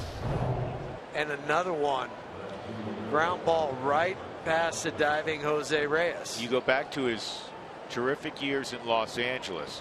His power straight away. When he's locked in, he's spraying the ball gap to gap. And for Matt, that's when he's pulling the ball. Yeah, 55 hits. It says that's good. But for Matt, I don't think it is, because that'll bring his average down. When he pulls the ball as much as he does, he's looking to hit more home runs. Skips up there, 1-0 on Justin Upton.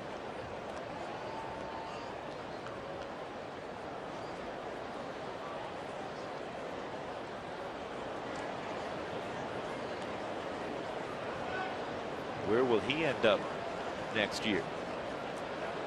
Free agent to be. Still think of Justin as being this guy that has played forever. He's still in his 20s. He got to the big leagues very quickly. I asked his brother, his big brother today, I said, when did you know that he was pretty special? He said from when he was itty bitty. He said he was really, really good early. He said he started as a freshman in high school. He was bigger and stronger than everybody else as a freshman.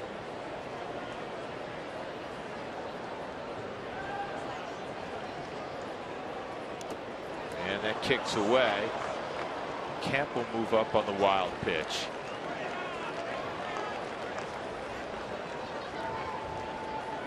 Somebody in that bullpen's got to put their foot down and say, this is mine. I'm going to stake claim to this. Too many times coming out of the bullpen, it's been a walk in an inning, and you throw a wild pitch, put two guys in scoring position, and the cleanup hitter's up. You have a 2-run lead, 3-1 in the game. You got to be able to lock it down. 43 wild pitches is the ball club for Colorado.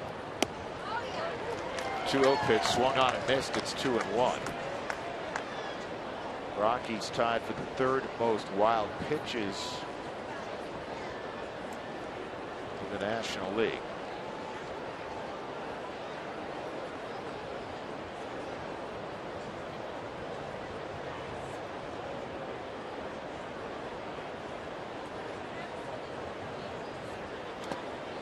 Three and one.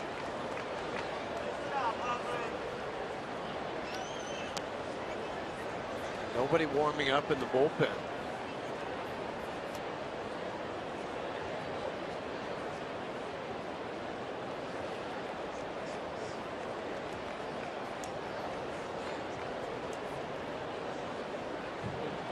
Alonso walked. He's at third. Matt Kemp a single and moved up on the wild pitch. Sliders in there for a strike, or a changeup, I should say. It's 3-2. That one he didn't try to overthrow. Don't like the two he threw down in the dirt. Powered through the changeup.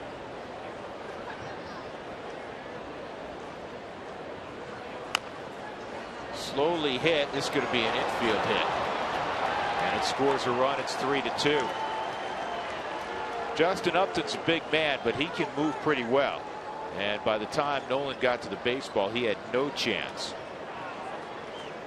The only chance was Gonzalez to get to this ball.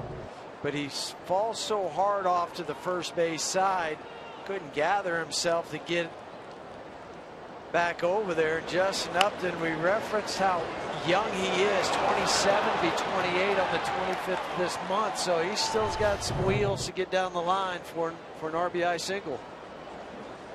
First and third, now a one-run game with Jed Jerko at the plate, Steve Foster at the mound. Find the latest Albuquerque Isotopes jerseys, t-shirts, novelties, and plenty more at abqisotopes.com. Albuquerque Isotopes, the proud AAA affiliate of the Colorado Rockies. They were kind enough to send us a couple of Isotopes hats, good-looking apparel. Matt Kemp's at third, Speed at first, and Justin Upton, who has 18 stolen bases. Now there is action in the Rockies pen. Scott Oberg is up. Jerko hit a 3-run home run late yesterday. I said, did you think you hit that out? He said, no. He said, but the ball just kept carrying. And that's ripped to left, and there goes the Rockies lead. It's going to run all the way to the wall. Upton is going to get a green light, and Upton is going to score. A 2-run double for Jerko. And the bullpen continues to struggle. A 3-1 lead is gone. John Graves hopes to win his first major league game history. It's 4-3 San Diego.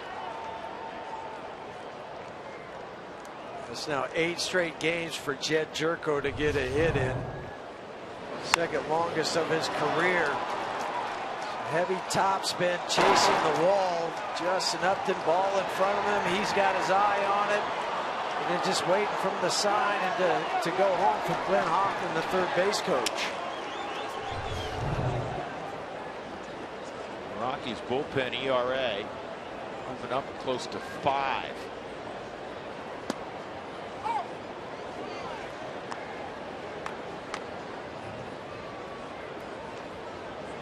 It is by far the highest in the National League.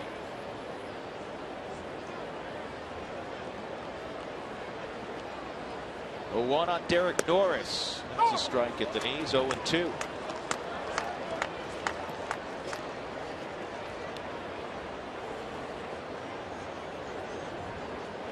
Atlanta is second.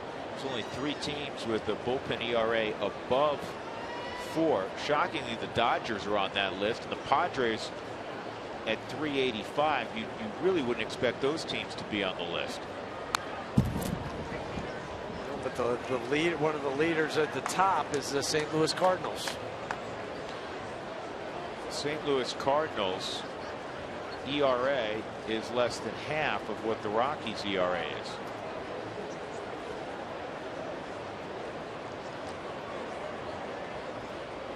Just feel bad for John Graves. 2 games in a row that he's had the lead when he's come out. Chance for his first major league victory.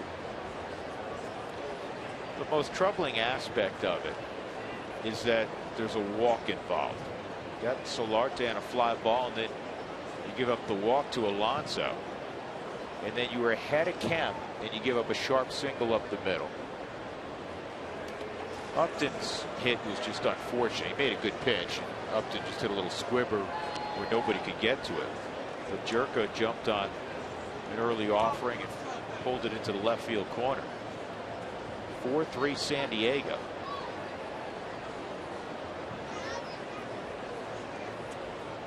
One and 2 on the former Oakland A, Derek Norris, out of Goddard, Kansas. And now Huntley's going to go out.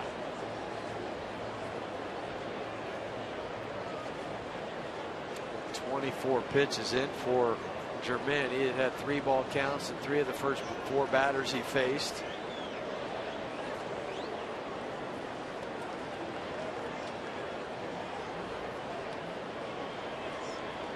Good news, Chad Bettis today in a rehab start with New Britain. Went 3 1/3 on a strict pitch count. Couple hits, that's it. Didn't give up a run. 4 punch outs, 2 walks through 61 pitches. Good reports afterwards. So Chad Bettis on his way back. Strikeout at Norris is out number 2. And now Germain will face Alexi Amarista. That is good news for Chad, because he had been throwing the ball very well through the simulated game on Tuesday in New Britain, and then the rehab start tonight.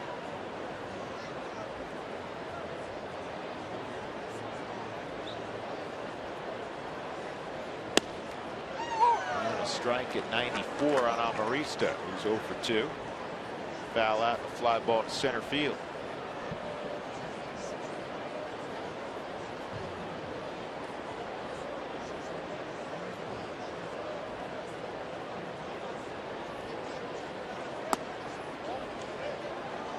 pitch looked good. That's because it was good. Okay. I was hoping my eyes weren't deceiving me.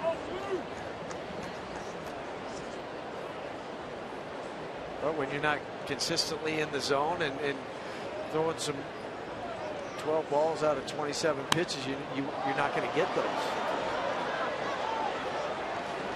Ben Paulson can't see it. Ben, it's okay. You would be, unless you went straight Anthony Rizzo, it would have been hard to make that play. One first baseman to another. Yeah, he would have had to step on the railing, hop over everybody, and get to the top of the dugout, not fall down with his spikes on the cement, and make the catch. Helpless feeling for any ball player. Dusk, ball gets up so high, the lights are not able to take over, the natural lighting's not there.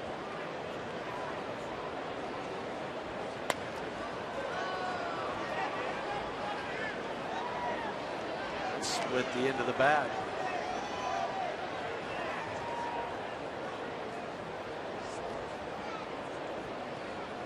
When we finish Alexi's at bat, they'll give me a chance to tell you about the Rockies, and you can follow MLB.com at bat, the #1 app for live Rockies baseball. At bat is up to the minute with in-game highlights, live look-ins, replay reviews, StatCasts, and more. MLB.com at bat now.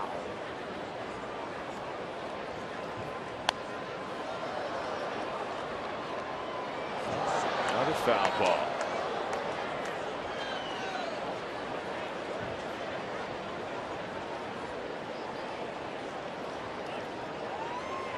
Well, the Pirates and Mets are in extra innings once again at Citi Field, 3-3 in the 10th. Toronto's flat falling apart, huh? Yanks took the last two from him, snapped that winning streak. That's out of play once again.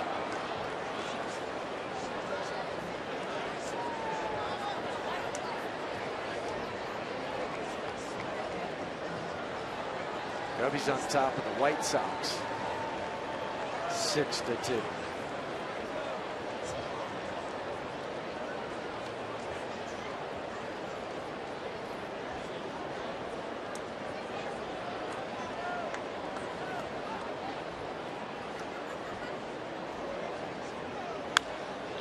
This is hitting center field. Charlie will make the catch.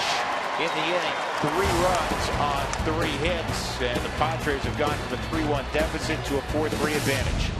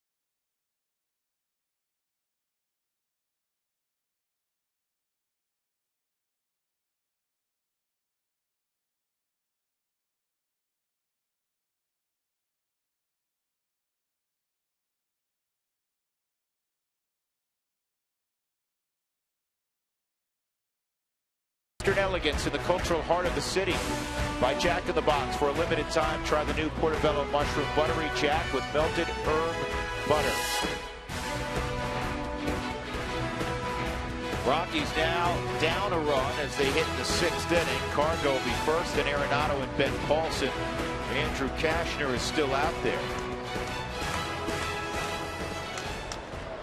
Cargo an RBI ground out to second and a little comebacker. He's 0 for 2.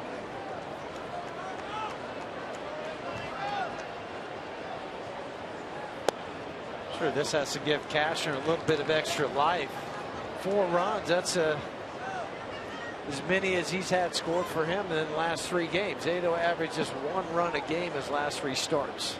And on the season, some of the lowest run support in the league. 2-0. Cargo with a 2-0 count. There's Cashner getting less than 3 runs of support a game. Big name pitchers on that list. Touch the outside corner. It's 2-1. There's always one guy on every staff that either gets a lot of runs or no runs.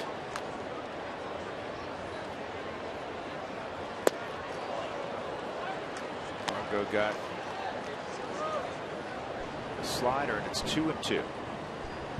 Bud Norris, Mark Zipsinski up, the left-hander.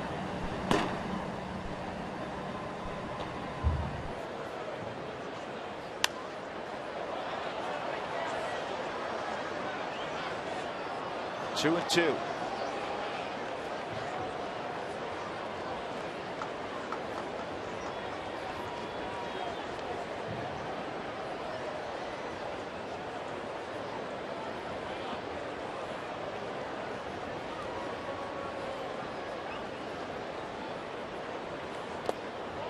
Slider is in the dirt. 3 balls, 2 strikes.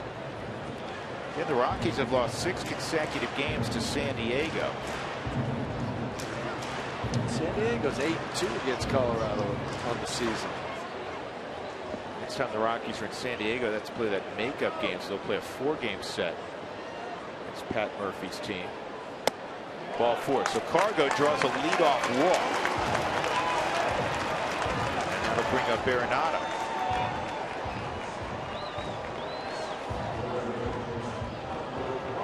Second walk allowed by the big right-hander. With every challenge call, the Subaru eyesight review will determine the outcome. Love, it's what makes a Subaru a Subaru. Arenado, fly ball to right field. The 2-run single in the 3rd. That gave the Rockies the 3-1 lead.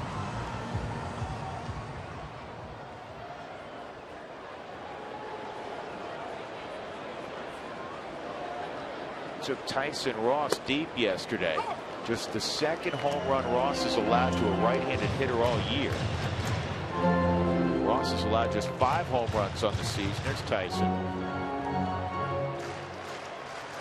Arenado's next big fly will be his 30th.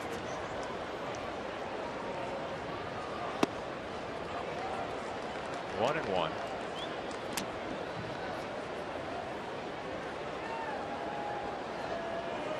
I always feel like you have to qualify that home run total. More out on the road than home. So people, if they're listening in, say, oh yeah, it's Coors Field. This ball, a base hit through the left side. And the Rockies have 2 aboard with nobody out.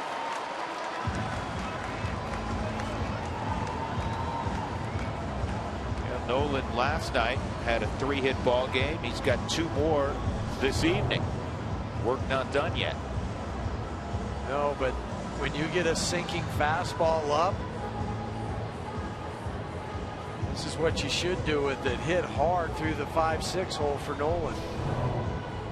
So it looks like Mark Zepchinski is going to be next. Pat Murphy taking the baseball. Did Pat not get the weather report tonight? Pat, it was in the 90s at the ballpark earlier. It hasn't cooled off that much. Yeah, he's ready for a snowstorm. 4-3 San Diego.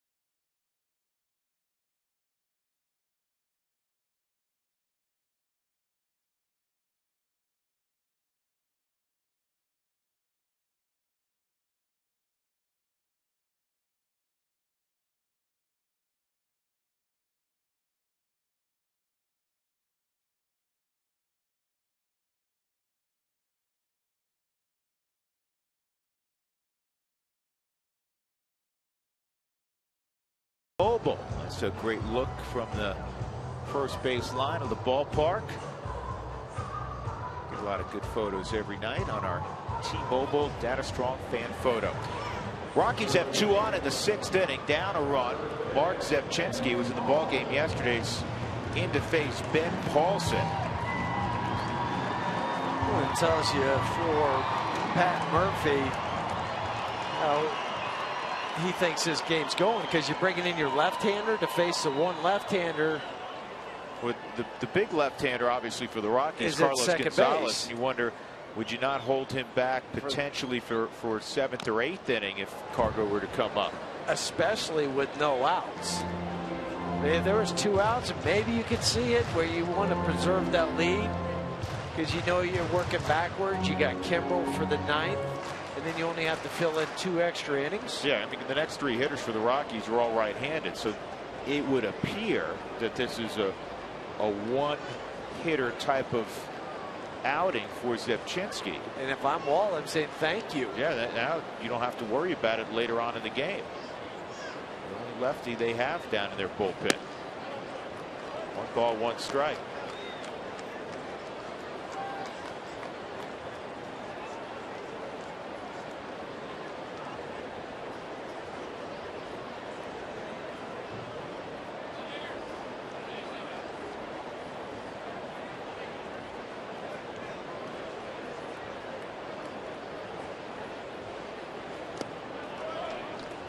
It's 2-1.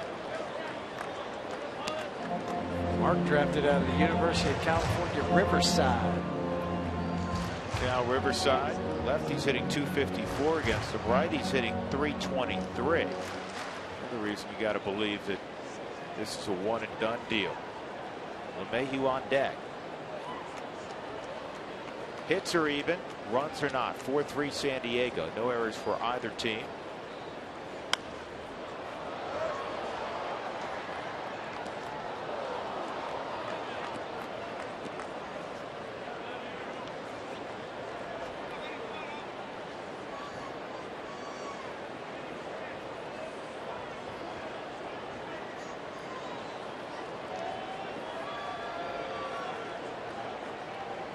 Mark likes to throw in especially counts that are even with 2 strike, the sweeping slider. Ball in the dirt, and Cargo and Nolan will move up on a wild pitch. And both runners knew that. He knew that he likes to throw sliders. Anticipate the ball in the dirt. Have to be on your toes to do that. Right out of the hand on the Subaru Super Mode. Not a very tight spin, more of a side to side. Cargo, keep the feet going, no hesitation. That's textbook secondary lead. In on the right side, back on the left side, 3-2. This ball drilled to deep left field. It'll be caught out there by Upton. Here comes Cargo with the tying run. Well done, Ben Paulson, breathing at 4.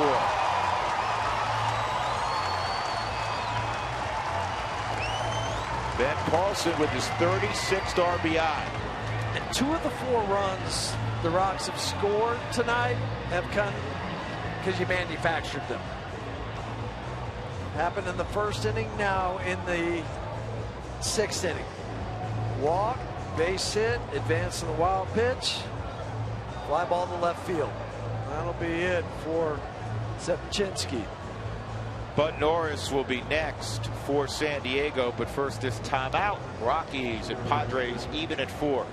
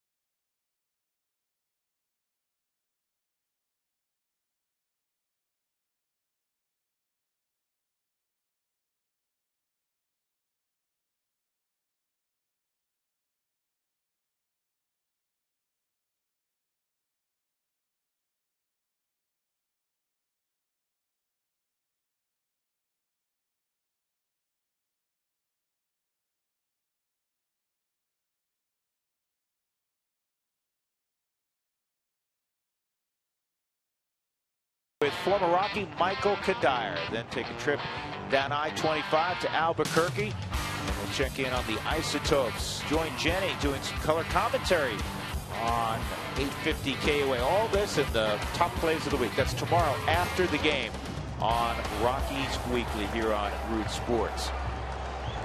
Bud Norris in the ball game yesterday. Recent acquisition after being waived by Baltimore. Pitcher of record yesterday. The W. After he relieved Tyson Ross.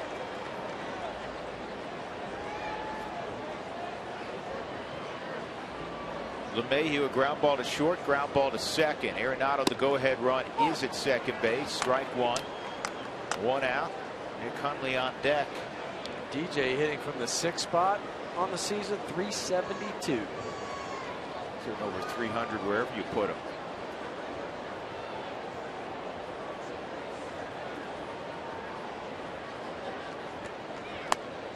And that's another strike. Flash 97.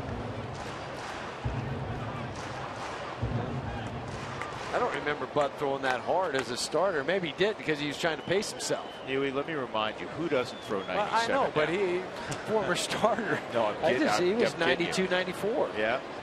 That ball's ripped. Hit Arenado. You know, Nolan was trying, I'm sure, to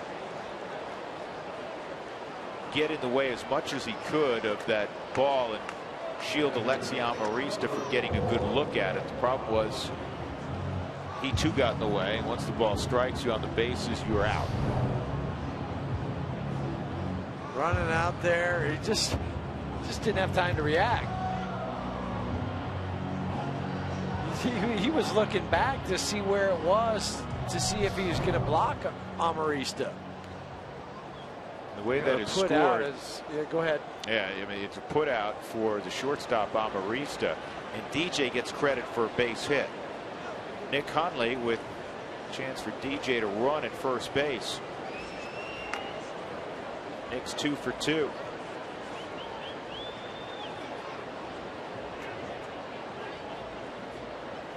And he takes off first pitch, throw by Norris, not going to get him, skips into center field.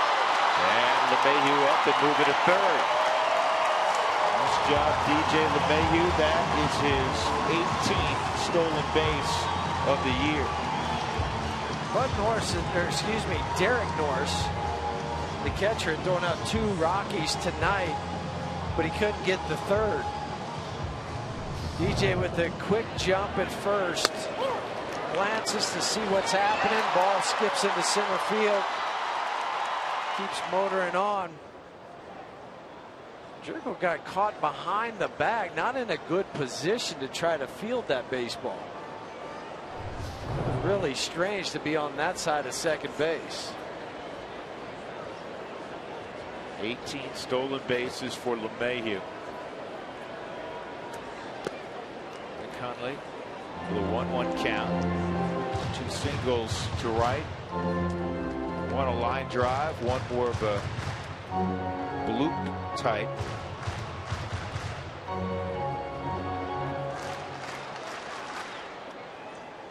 Trying to give the Rockies the lead here in the 6th.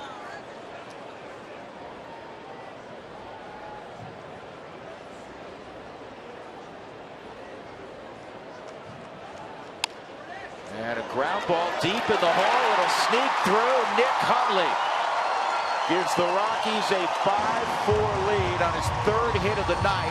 It is RBI number 40 for the former Padre catcher.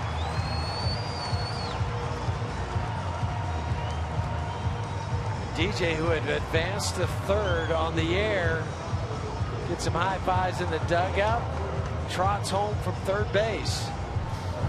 More than likely would have scored on this ball because it wasn't hit particularly hard to left field, but much easier when you know you don't even have to worry about sliding. Kyle Parker at the plate.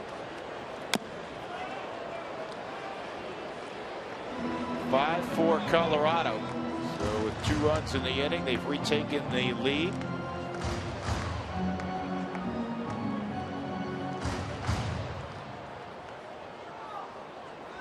seem to swing it well against their former club. And Nick's having a huge year against the Padres. Brandon Barnes coming out on the on-deck circle, hoping he gets his chance at Norris. Hundley is now 13 for 28 against San Diego this season. Just under 500.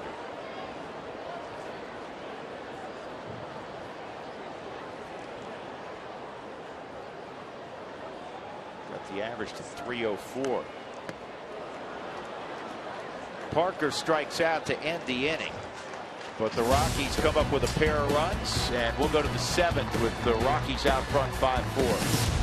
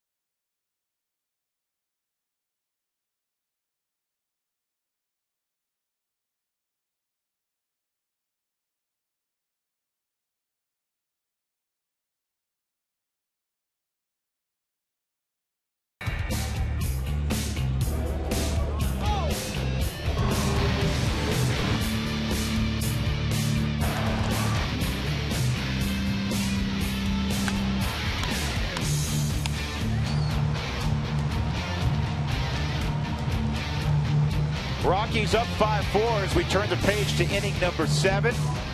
Along with the birthday boy Jeff Houston, I'm Drew Goodman. Mark Stout with us as well. Melvin Upton Jr. in the top of the 7th, and the new pitcher for the Rockies is Scott Oberg.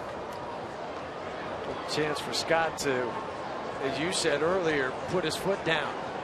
And one issue that he has had is giving up the long ball. Brandon Barnes is in left field now. He replaces Kyle Parker. It's a double switch. Barnes will lead off next inning, and the first pitch to Upton is a slider, strike one. Melvin a double back in the 2nd. He struck out against John Gray in the 5th. John Gray, if you're just coming aboard, 5 innings, a run on 4 hits, no walks, struck out 5, 69 pitches, and that pitch is outside, 1-1. John sticking around. I like that. A lot of times a starting pitcher will go upstairs, get treatment, get a shower. Well, more than anything for a young pitcher, stay out there and support your teammates.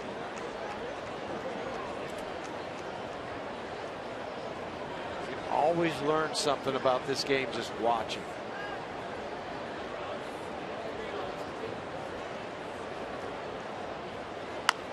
Upton dribbles one foul.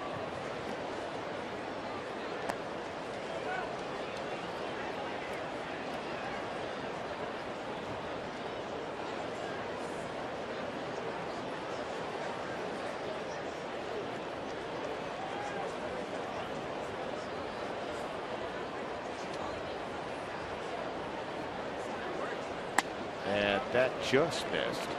Will Venables come out in the on-deck circle.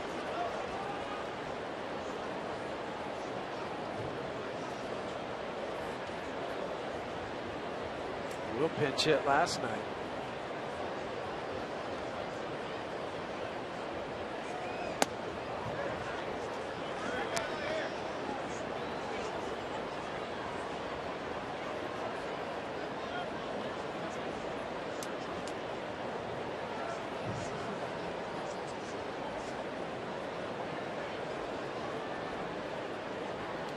Here's the 3-2.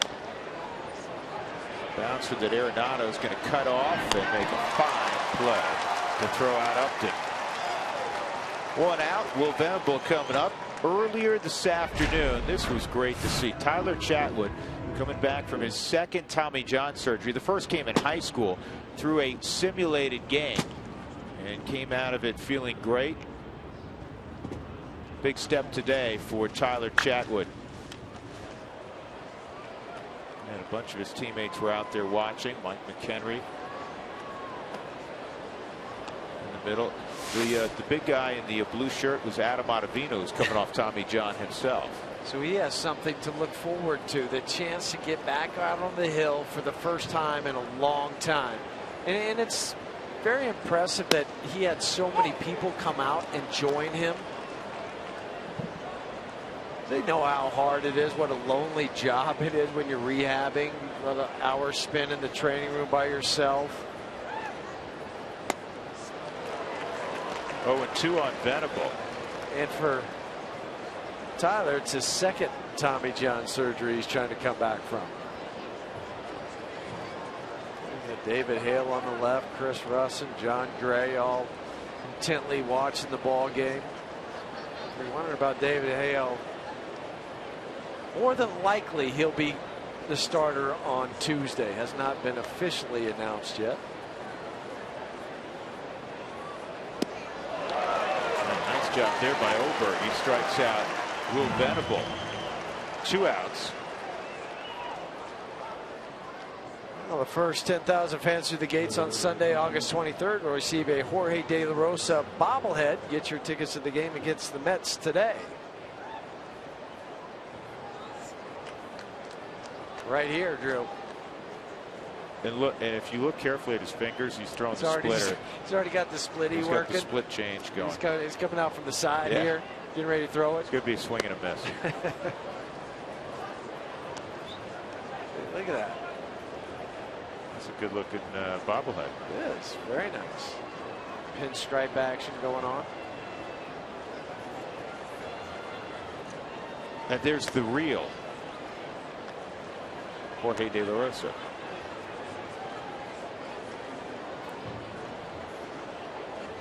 Yangervis Solarte from the left side, 2-0 count.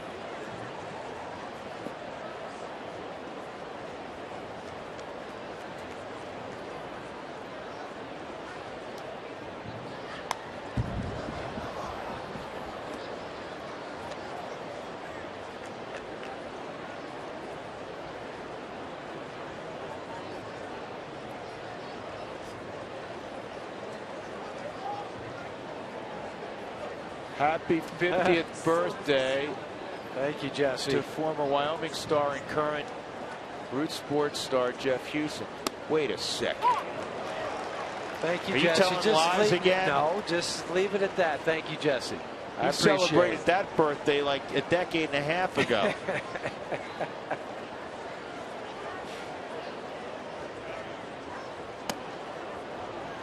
All your friends have trouble adding like that? I can tell how old I am. People don't do that. I can do that. Well, I know because you told lies to Major League Baseball years ago. Well, happy 50th, Jeff. Thank you. I'll just jump right on All board. right, appreciate it. Solarte draws a 2-out walk. Yonder Alonso coming up. Yonder is 1 for 2 and a walk.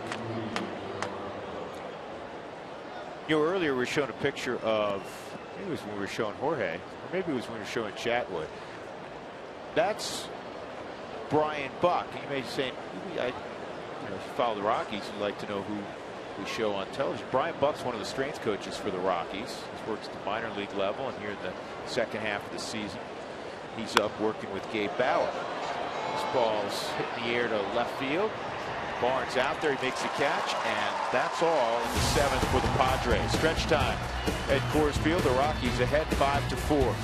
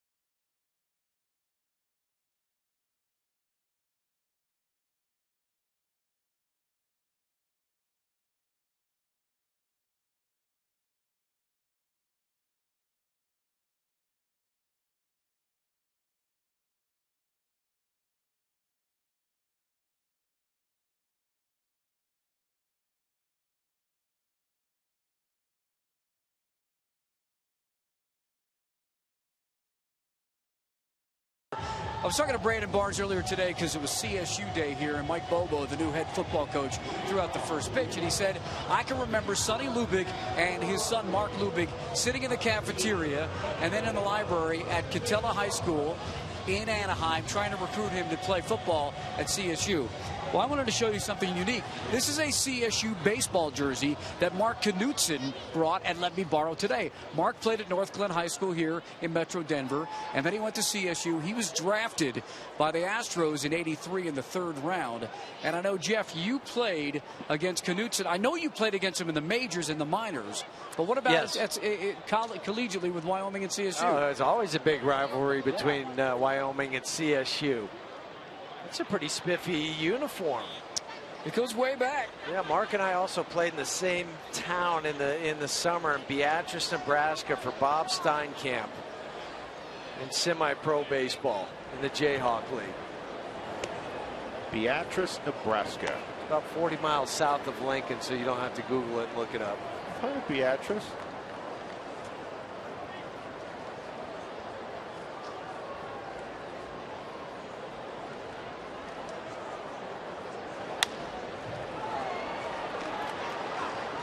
Amarista throws out Brandon Barnes.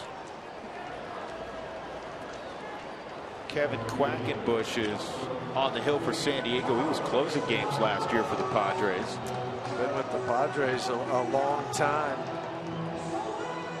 Quackenbush, fastball, curveball, changeup, slider. Kind of unusual for a guy coming out of the pen that he'd have 4 pitches that he would go to.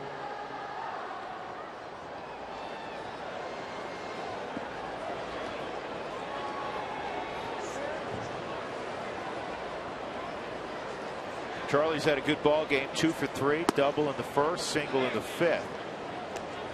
5-4 Colorado. Bud Norris, who got the win yesterday, is on the hook right now. And Gonzalez Germain, who did not pitch well, actually has a chance to win the ball game. Here's the 1-0. It's in there 1-1.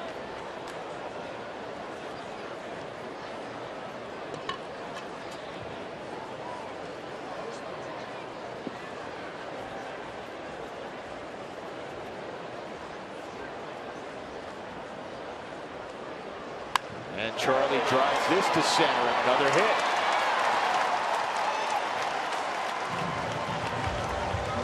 Third hit of the night for Charlie.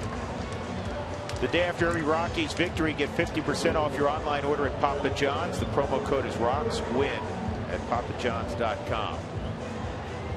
Jose Reyes, sac bunt, a single, and a run scored. Reached on a fielder's choice. 1 out. Big base stealing threat in Charlie Blackmon at first. 31 stolen bases for Charlie. Last time he was out there with Jose at the plate, he had that false break where he took off, decided to shut it down. Jose swung, grounded out to second, and the forced play. But he's in a good position because if Charlie takes off, he can take a pitch. Charlie takes off. Norris's throw again is low, but it was right on the bag, and Blackmon is called out. The last 2 throws for Norris have been the skippers.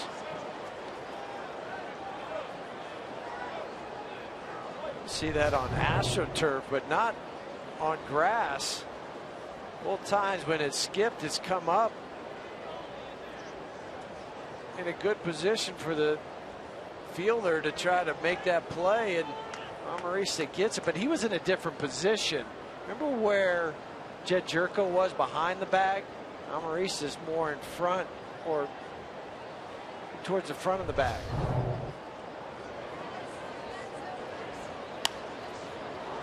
Two-strike count on Reyes.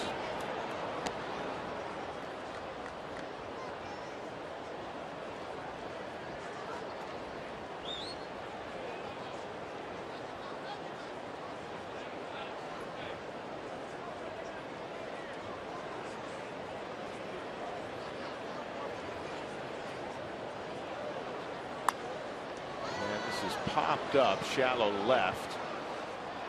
Justin Upton will make the catch, and the Rockies are done in their half of the 7th. We move to the 8th inning. Colorado ahead 5-4 at Coors Field.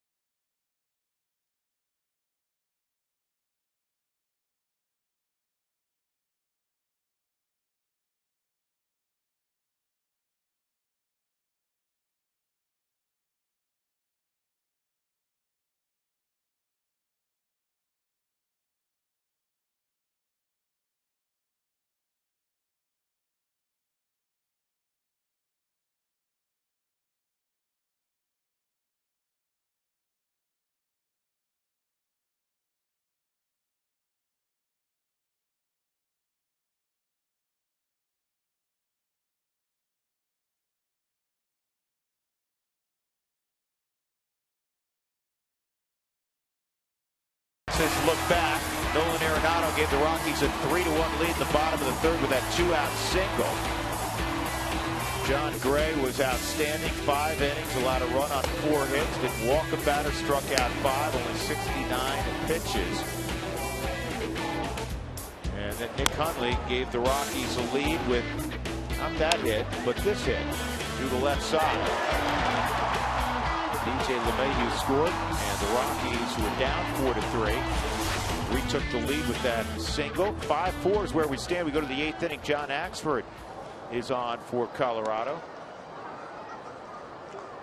42nd game for John. Last pitch at New York. 1 inning, 1 strikeout. Needs to follow up what Scott Oberg did. Had a shutdown inning for the Rockies bullpen.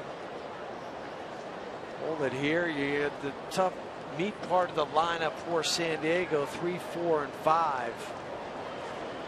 Kemp, Upton, and Jerko.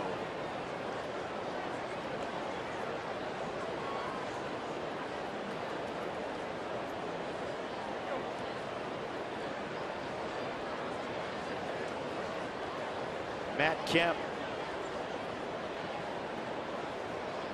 And Kemp takes curveball for a strike. A little bit more on that cycle by Kemp. First ever in San Diego history. We told you it came in game 7,444. You add those numbers up, it comes up to 19. The great Tony Gwynn. It happened on August 14th, 2015, 8/14/15. You add those numbers up, you come up with the jersey number 19. So you may be wondering, did Tony Gwynn ever hit for a cycle? Well, you know he did, because the Padres had. How many times did he come close? 22 times. He was a hit shy of the cycle. 14 times he needed a triple. 7 times he needed a home run. 1 time he needed a single. And what was, I guess, interesting about that and memorable for Padre fans as Kemp goes down. Jim Riggleman was the manager, and Jim took Tony out of the ball game when he clearly would have had 1 more bat. I think Jim lost what the situation was, in fairness to Riggleman, and Tony Gwynn, as we all got to know him through the years, Tony would put up his hand and say, hold on, Skip, I want another chance at hitting for a cycle. Tony didn't say a word. That's not his style. No. I mean, for a man that hit 3,141 hits in his career, he's not going to say, no, I want to stay out there for a personal accomplishment. No.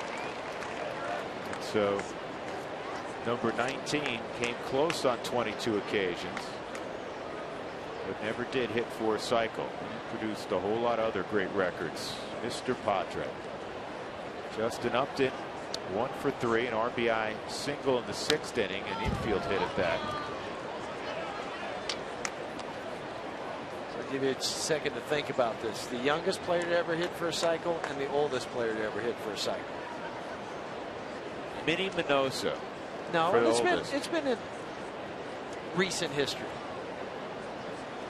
For the youngest especially. Was it that Red Sox earlier this year? Is he the youngest? No, Brock Holt. Brock Holt. Trout. We can always do a Trout. That's a good call. He was 21 years of age back in 2013 when he did it. Now the oldest. Played for the Padres. But that's not who he did it with. Steve Finley. Ground ball right side, off the glove of the diving Ben Paulson, and here's the throw from Cargo, and a good backup by Nolan Arenado. That'll go as a double, I'm sure, for Upton. So a 1-out double, and now the tying run at second base. 13th double of the season for Justin. That's a low number. Isn't that surprising? It is. Justin's 20 got, home runs. Yeah, 7 more home runs than doubles. Ben knocked it down. That might have kept it from going to the wall and being a triple.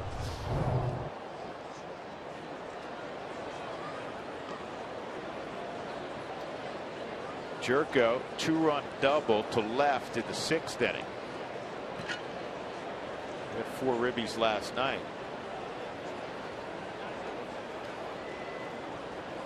Rockies up 5-4 in the 8th. Oxford with the heater for a strike.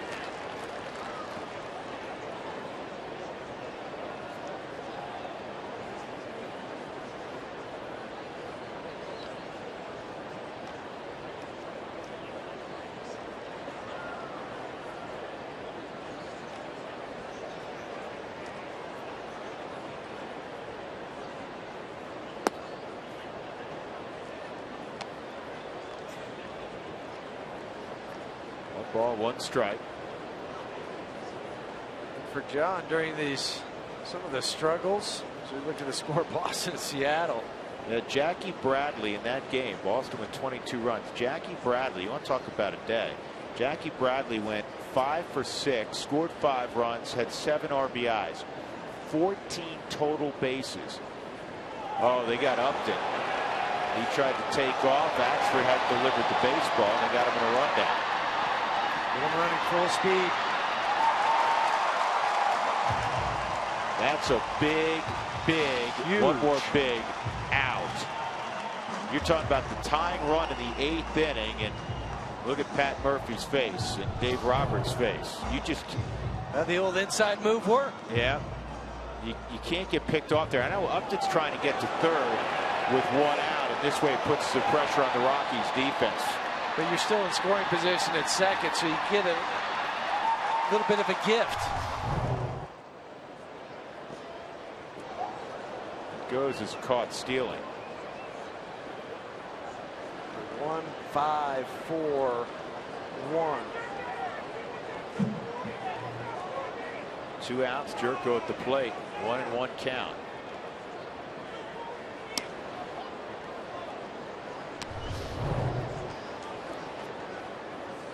Frustrated Justin Upton was, and he whiffed on throwing his helmet, and then he felt awful because I think he almost hit somebody. Somebody fell off the bench. Oh, he did. He hit Alonzo Powell, assistant hitting coach. Or no, excuse me, he hit Yonder Alonso. I'm sorry, he hit Yonder Alonso. Wow, he did hit him.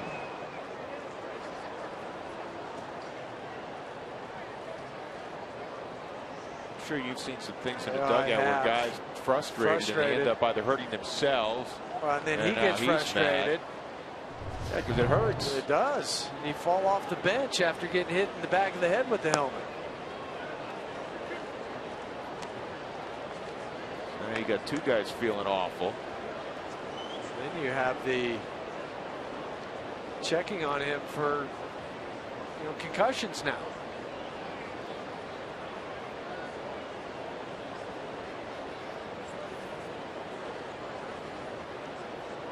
Three and two on Jerko. High fly ball, deep center field. Blackman in front of the wall makes the catch. Not tonight, Jed. It's the kind of ball he hit out last night.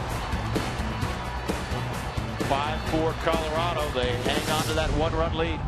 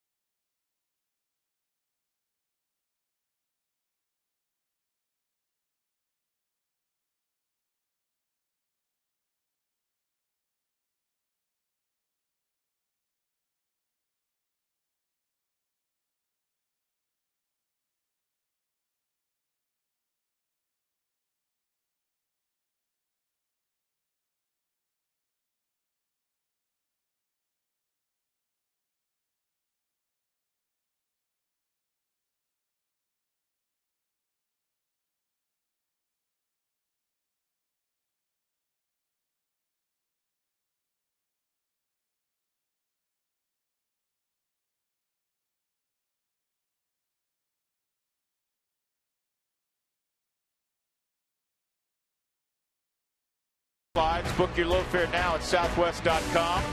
By Mike Shaw Subaru, always our lowest price in sales and service guaranteed. And by Saratoga Casino, so new, so you.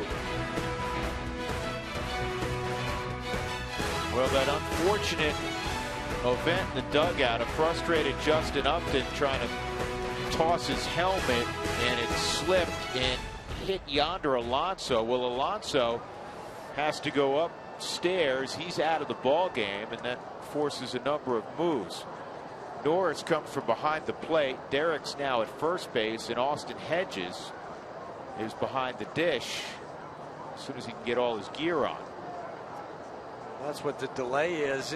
We were watching this all unfold in our commercial break, and there was a good minute and 15 seconds where there were no Padres even going out onto the field. I turned to you. I said, what's going on? And we're trying to figure it out. I mean, nobody was going out onto the field. And you know, Justin's got to feel awful now in a couple of ways. One, that he got picked off when he was a tying run with one out, and then the fact that he injured a teammate. And Yonder Alonso had some ice on his head in the corner of the dugout before he got up and left to go back up into the clubhouse. Austin Hedges, who's been sitting there watching the game, he comes in to catch this bottom of the 8th inning.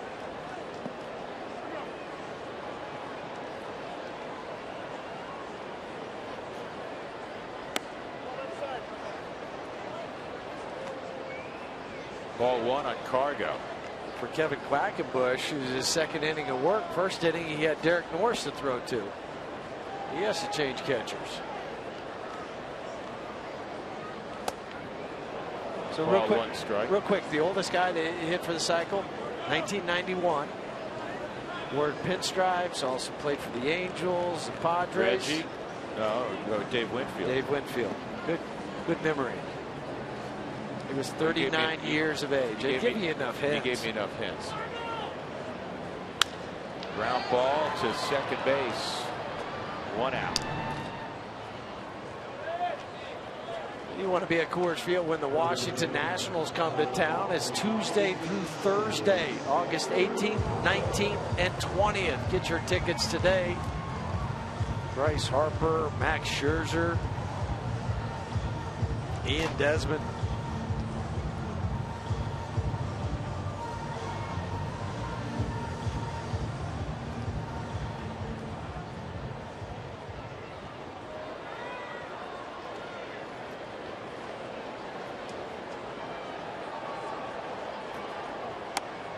Outside of no, it's called a strike on Nolan.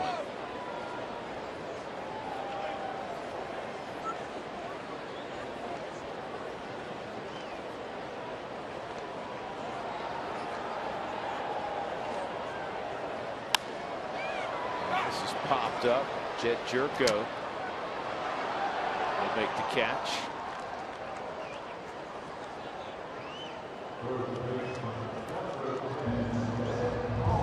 Bring up Ben Paulson. Who Wants Tacos fans? Follow @RootSports_RM on Twitter to receive alerts for the Rockies taco special when the Rockies score 7 or more runs. Ben, a sac fly to deep left in the 6th inning, 0 for 2. The RBI for Paulson is 36th.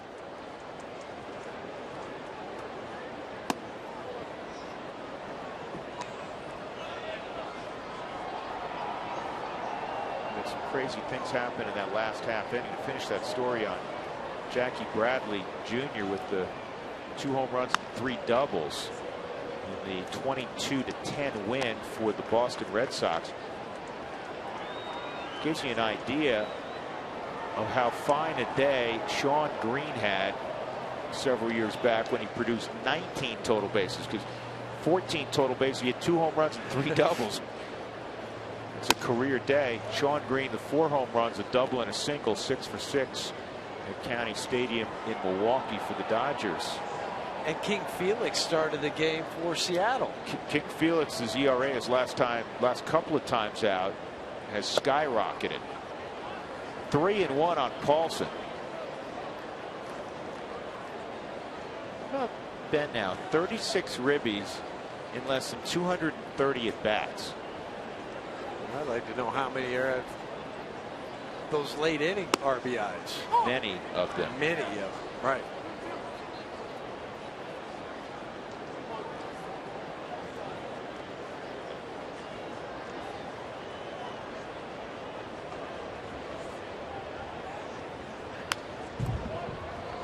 Hey, they're still playing. They're in the 14th inning now in Queens. 3-3, the Pirates and the Mets. Where did that game go last night? Was it 11 last night?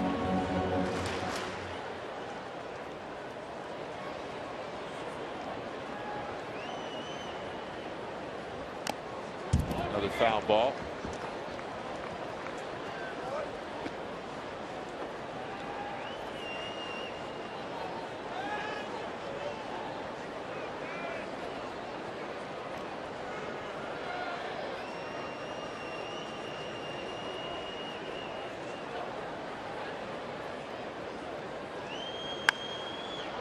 This is down the left field line. It's going to leak into the crowd.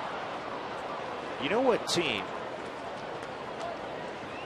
nobody's talking about? This time of year you're talking about the teams that, you know, certainly are playoff contention or on the fringes of that. But within this National League West, the Arizona Diamondbacks quietly have played very good baseball. They beat Atlanta tonight down in Georgia 8-4. They're just a game under 500. 57-58. Quackenbush wins the battle. He strikes out Paulson, a 1-2-3 8th inning. The Rockies leading 5-4.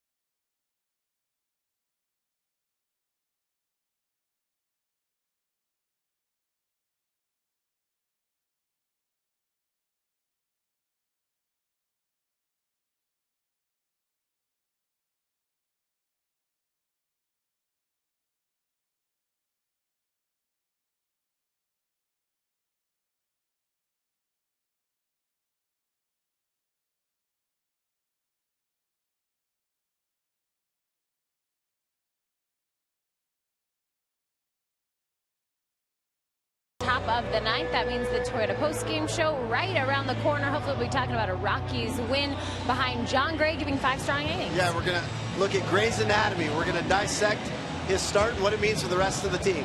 All right, well, I'm going to go first. Don't throw your helmet. You might hurt your teammates. Don't do that.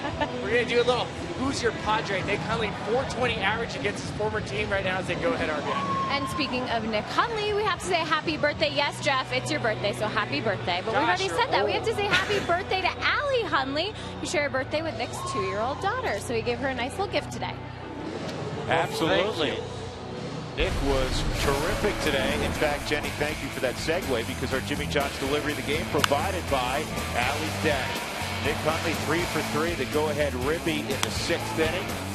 He continues to have a terrific year on both sides of the ball. Thank you, Nick Hundley, our Jimmy John's delivery of the game. Tommy Kahnle's on board here at the top of the 9th, looking for 3 more outs. He'll get Derek Norris, Alexi Amarista, and Melvin Upton Jr. We'll go ahead and make it 3 for 3, Tommy, and saves and opportunities this year. Right-handers, 164 batting average against.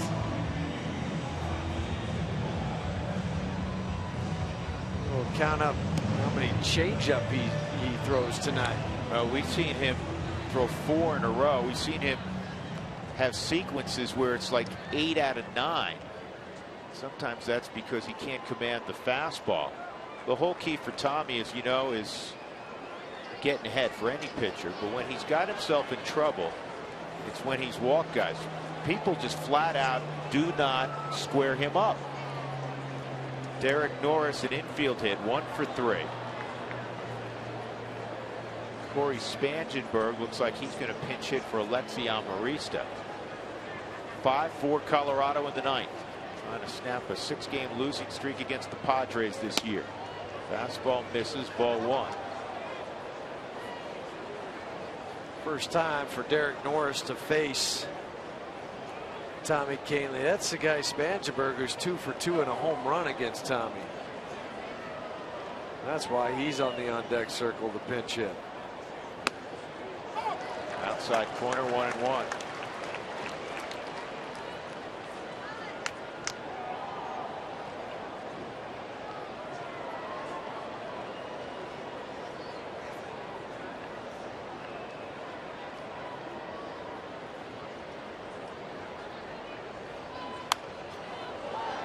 Fastball 97. It's fouled off 1-2.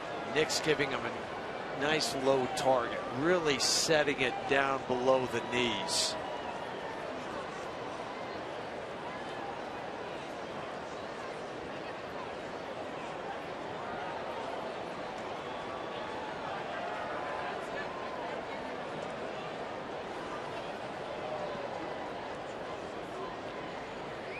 Here's the 1-2. And that ball's lined to the left field corner. It's going to be a double for Norris. That was solid contact, obviously. And now the tying run in scoring position. 25th double for Derek Norris. Supposed to be a changeup. They wanted it down over into this area, but watch where it goes. I mean, it comes right up there into the sweet spot of the swing for Derek Norris. Now the league's hitting just .224 against Kahnle. That's unusual, seeing a guy square him up. Spangenberg at the plate. It's the second time the leadoff hitter has reached against the Rockies tonight.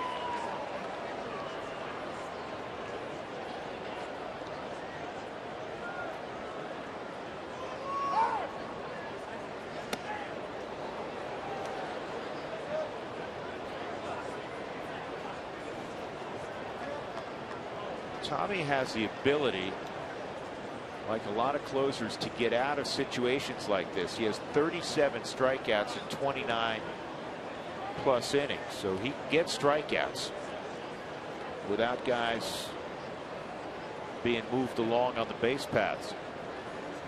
Melvin Upton is on deck.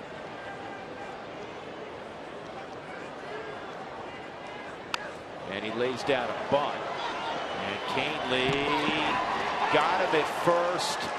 At least that's the way the call was by C.B. Buckner live. Hopefully that stands. It was close.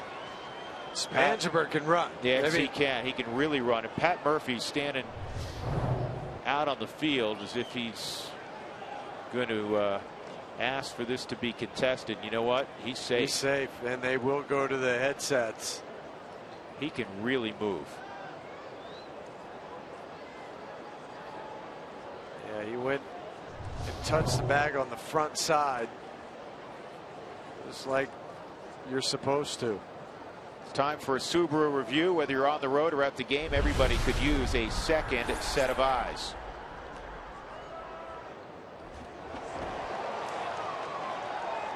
Let's tell when they put it up on the big board, the crowd looks in, you hear oohs and ahs. They quickly have heard from New York. Spangenberg reaches on a bunt single. So now you have first and third, nobody out, and the go-ahead run. Talking about great wheels and Corey Spangenberg, Derek Norris at third. Not a good bunt.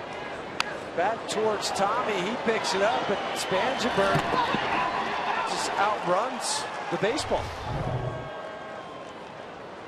You got to worry about him taking off. Stolen base.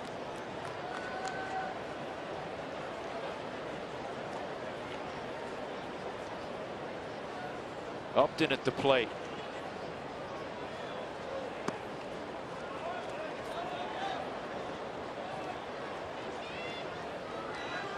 Get the pressure of the runner at third base. You have a fast runner at first. And he's a tough guy to catch. Canely has brilliant stuff, but his command is a work in progress. And because he sprays the fastball and sometimes spikes the fastball, very, very tough on Nick Hundley. Great point, Drew, because that's what makes it doubly tough for Nick behind the plate. That is a fair ball that throws up the right field line. One run is scored. Spangenberg around third will get the stop sign with Cargo throwing it in. Second and third, nobody out. A throwing error on Nick Hundley.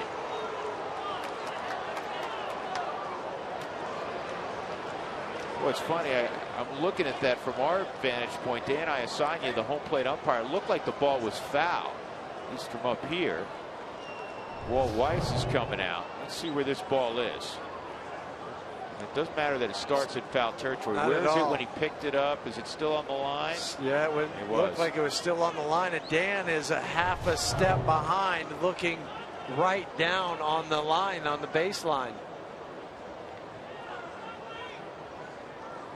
But watch Nick when he picks this up. He glances to third, and this threw off the rhythm of this throw.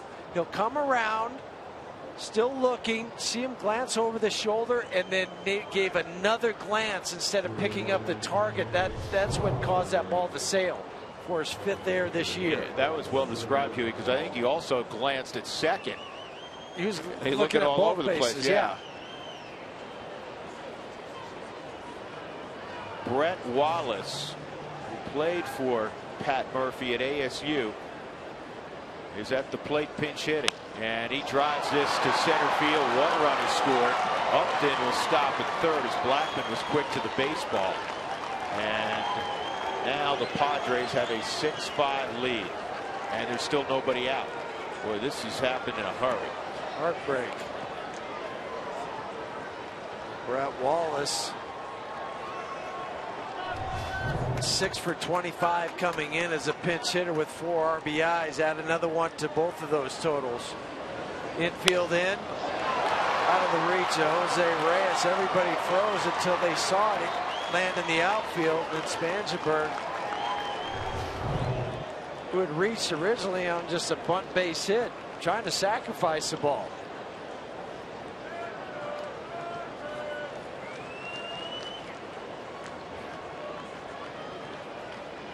Well, to say the Rockies bullpen is in a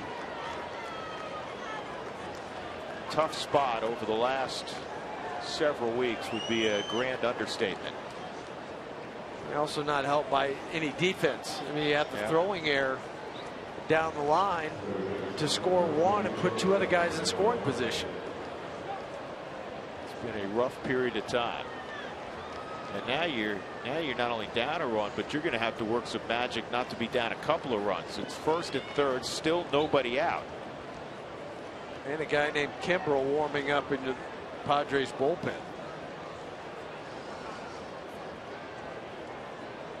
Solarte at the plate.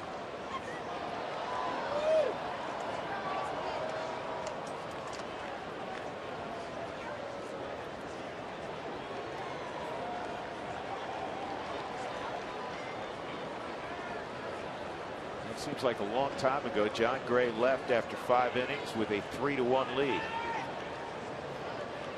Gonzalez Germain had a tough outing. He gave up 3.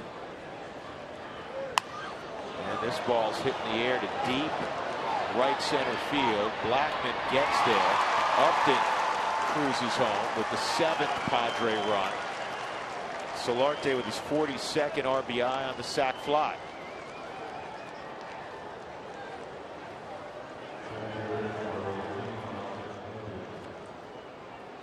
Austin Hedges will get his first at bat. He was forced to come in the ball game last inning after Yonder Alonso got hit by the flying helmet thrown by Justin Upton.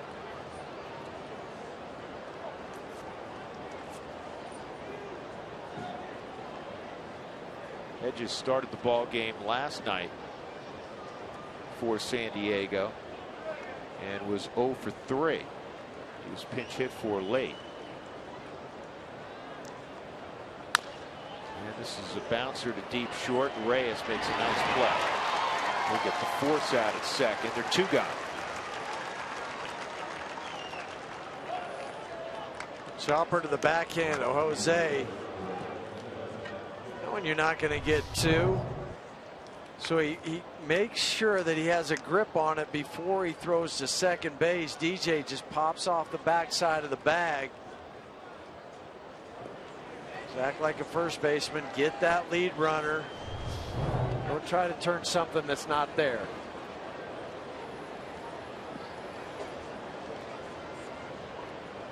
Matt Kemp, sac fly back in the first inning, also singled in the 6th and scored a run.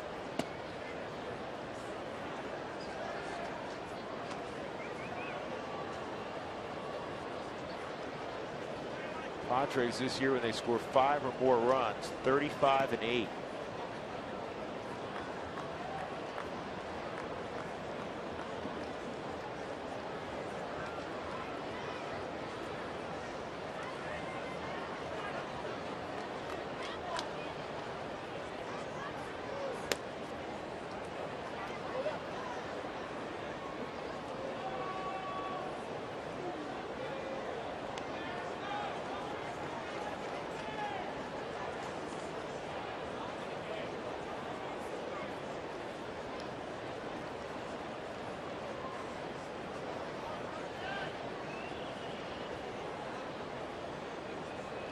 Here's a 2-0 on Kemp. Swung on and missed. 2-1. And changeup.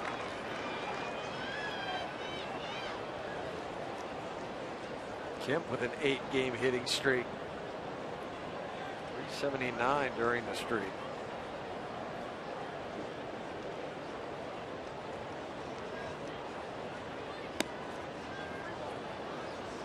Three and 1. Hedges at first base. It's happened quick. Look at the pitch count. This is 15 pitches for Kane. First 4 reached. Double, bunt single, error on Hundley, another single, sac fly. Fielder's choice, and now the walk to Kemp. That'll bring up Justin Upton, who I guarantee you, no matter what the result of this at bat is, will not throw his helmet. Did that once already tonight.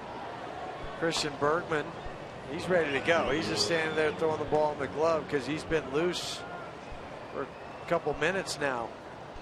And this is all about not burning the guy who you want in the 9th inning for tomorrow's game. So it comes down to this at bat. If he doesn't get Upton, I'm sure Walt will go and get him.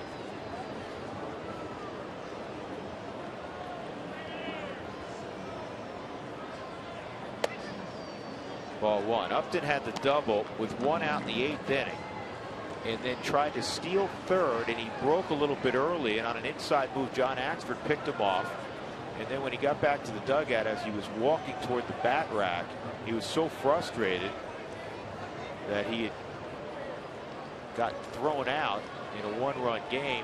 He went to throw his helmet down. It slipped, and it ended up going kind of sideways and striking Yonder Alonso. And that knocked Yonder Alonso out of the game. Here's how he got picked off. The inside move, you get him in a rundown. Then the frustration. Of course, the frustration from Yonder Alonso is just an innocent bystander.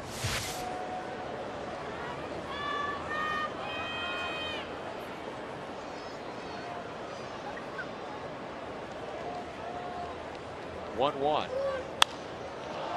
In the air to right center field, playable. Cargo's got the glove out, he makes the catch. So the Rockies give up 3 runs in the top of the 9th, and it's 7-5 Padres.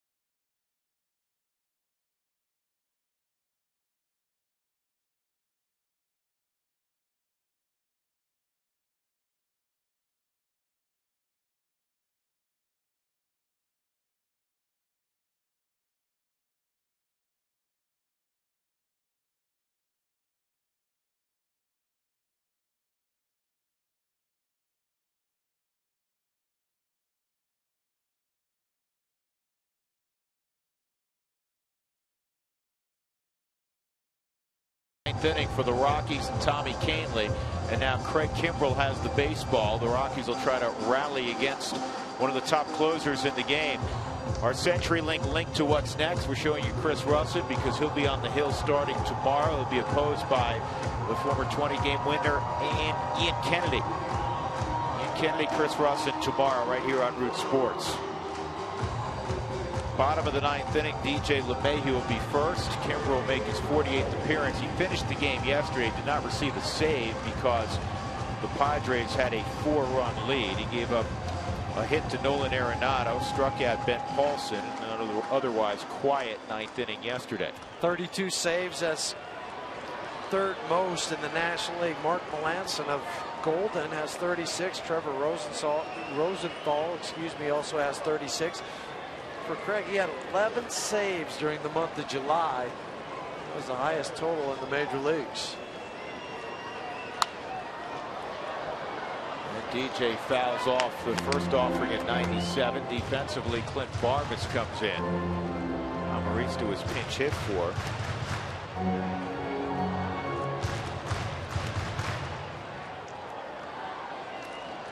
7 runs, 11 hits, and an error for San Diego. 5-10-1 for the Rockies. 98 on that fastball. Saw Kimbrell hit 99 last night.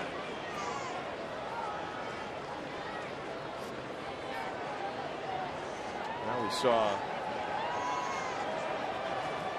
John Gray hit 98 today. We saw Andrew Cashner hit 99. And LeMahieu is done. 1 out. That'll bring up Huntley, who's 3 for 3.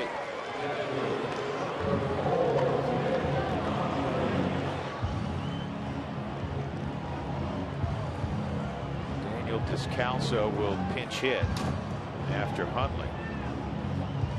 Just knowing Nick, he'll trade all 3 of those hits for to have that throwback. Throwing air last half inning. Agreed. Though in fairness, it still would have been very difficult to keep San Diego from at least tying the game. It's first and third, nobody out when that squibber was hit. But I know what you're saying. Just, I think anybody that has played the game, you take pride in your defense. And when you throw something away, you don't know how the rest of that inning is going to play out. Yeah, they would probably tie the game up, but it's not 3 runs where you're looking at facing Kimbrel in the 9th.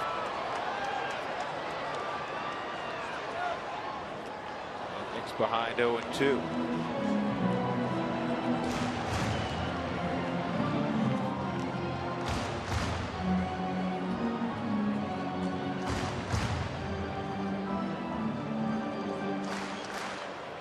It wasn't Nick, all Nick. There was some other culprits in that last half inning.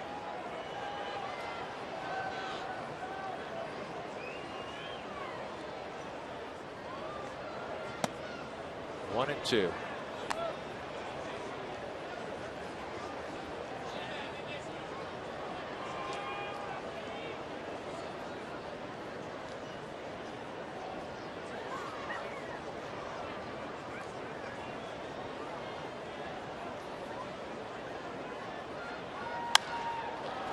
This is playable in shallow right. Matt Kent makes the catch. 2 gone.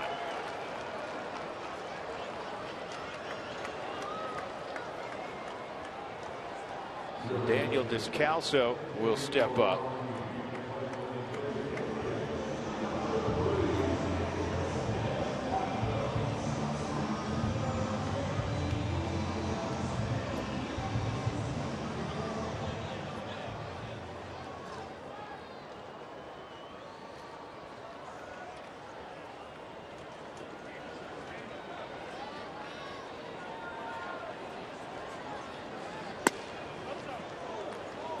Outside, ball 1 on Daniel.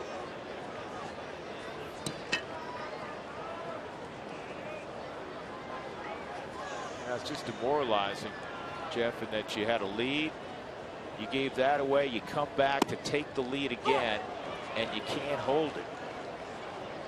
And it's been a continuing theme for a while. 6 runs allowed by the bullpen, 5 of them earned.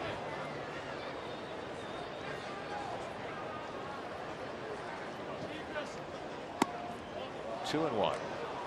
Twice for John Gray. He exited the game when he had the lead. 2-1 in the second start and 3-1 tonight. And you know what? That's the silver lining on the night. As you look forward, John Gray, another really good outing. 5 innings, 69 pitches. That's all.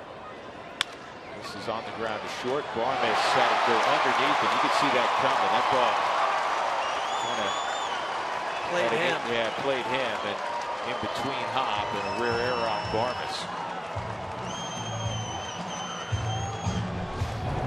Well, that's big. See if the Rockies can take advantage. Barnes coming up. He's a tying run. He's got caught sitting back on that baseball for the 7th there of the season on the Subaru Supermo. He didn't play through that. He didn't attack the baseball. And normally he's a very aggressive defender. He'll come get it, throw off the run more than he'll set his feet. Second at bat for Barnes since coming in defensively. He grounded to short in his first at bat. It came in the 7th inning.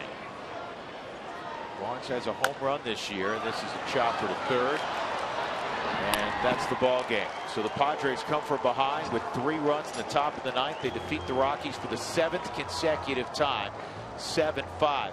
How about this? The Padres have won a road series in Denver for the first time since 2012.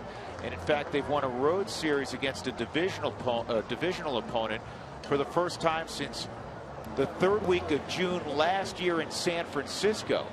That's how tough the sledding's been for the Padres inside the NL West when they leave Petco. Very disappointing loss for the Rockies. The good news again, John Gray, 5 very strong innings, 7-5. The Padres have won it. We go to center field. Here's Jenny. All right, Drew, thanks so much. The Rockies now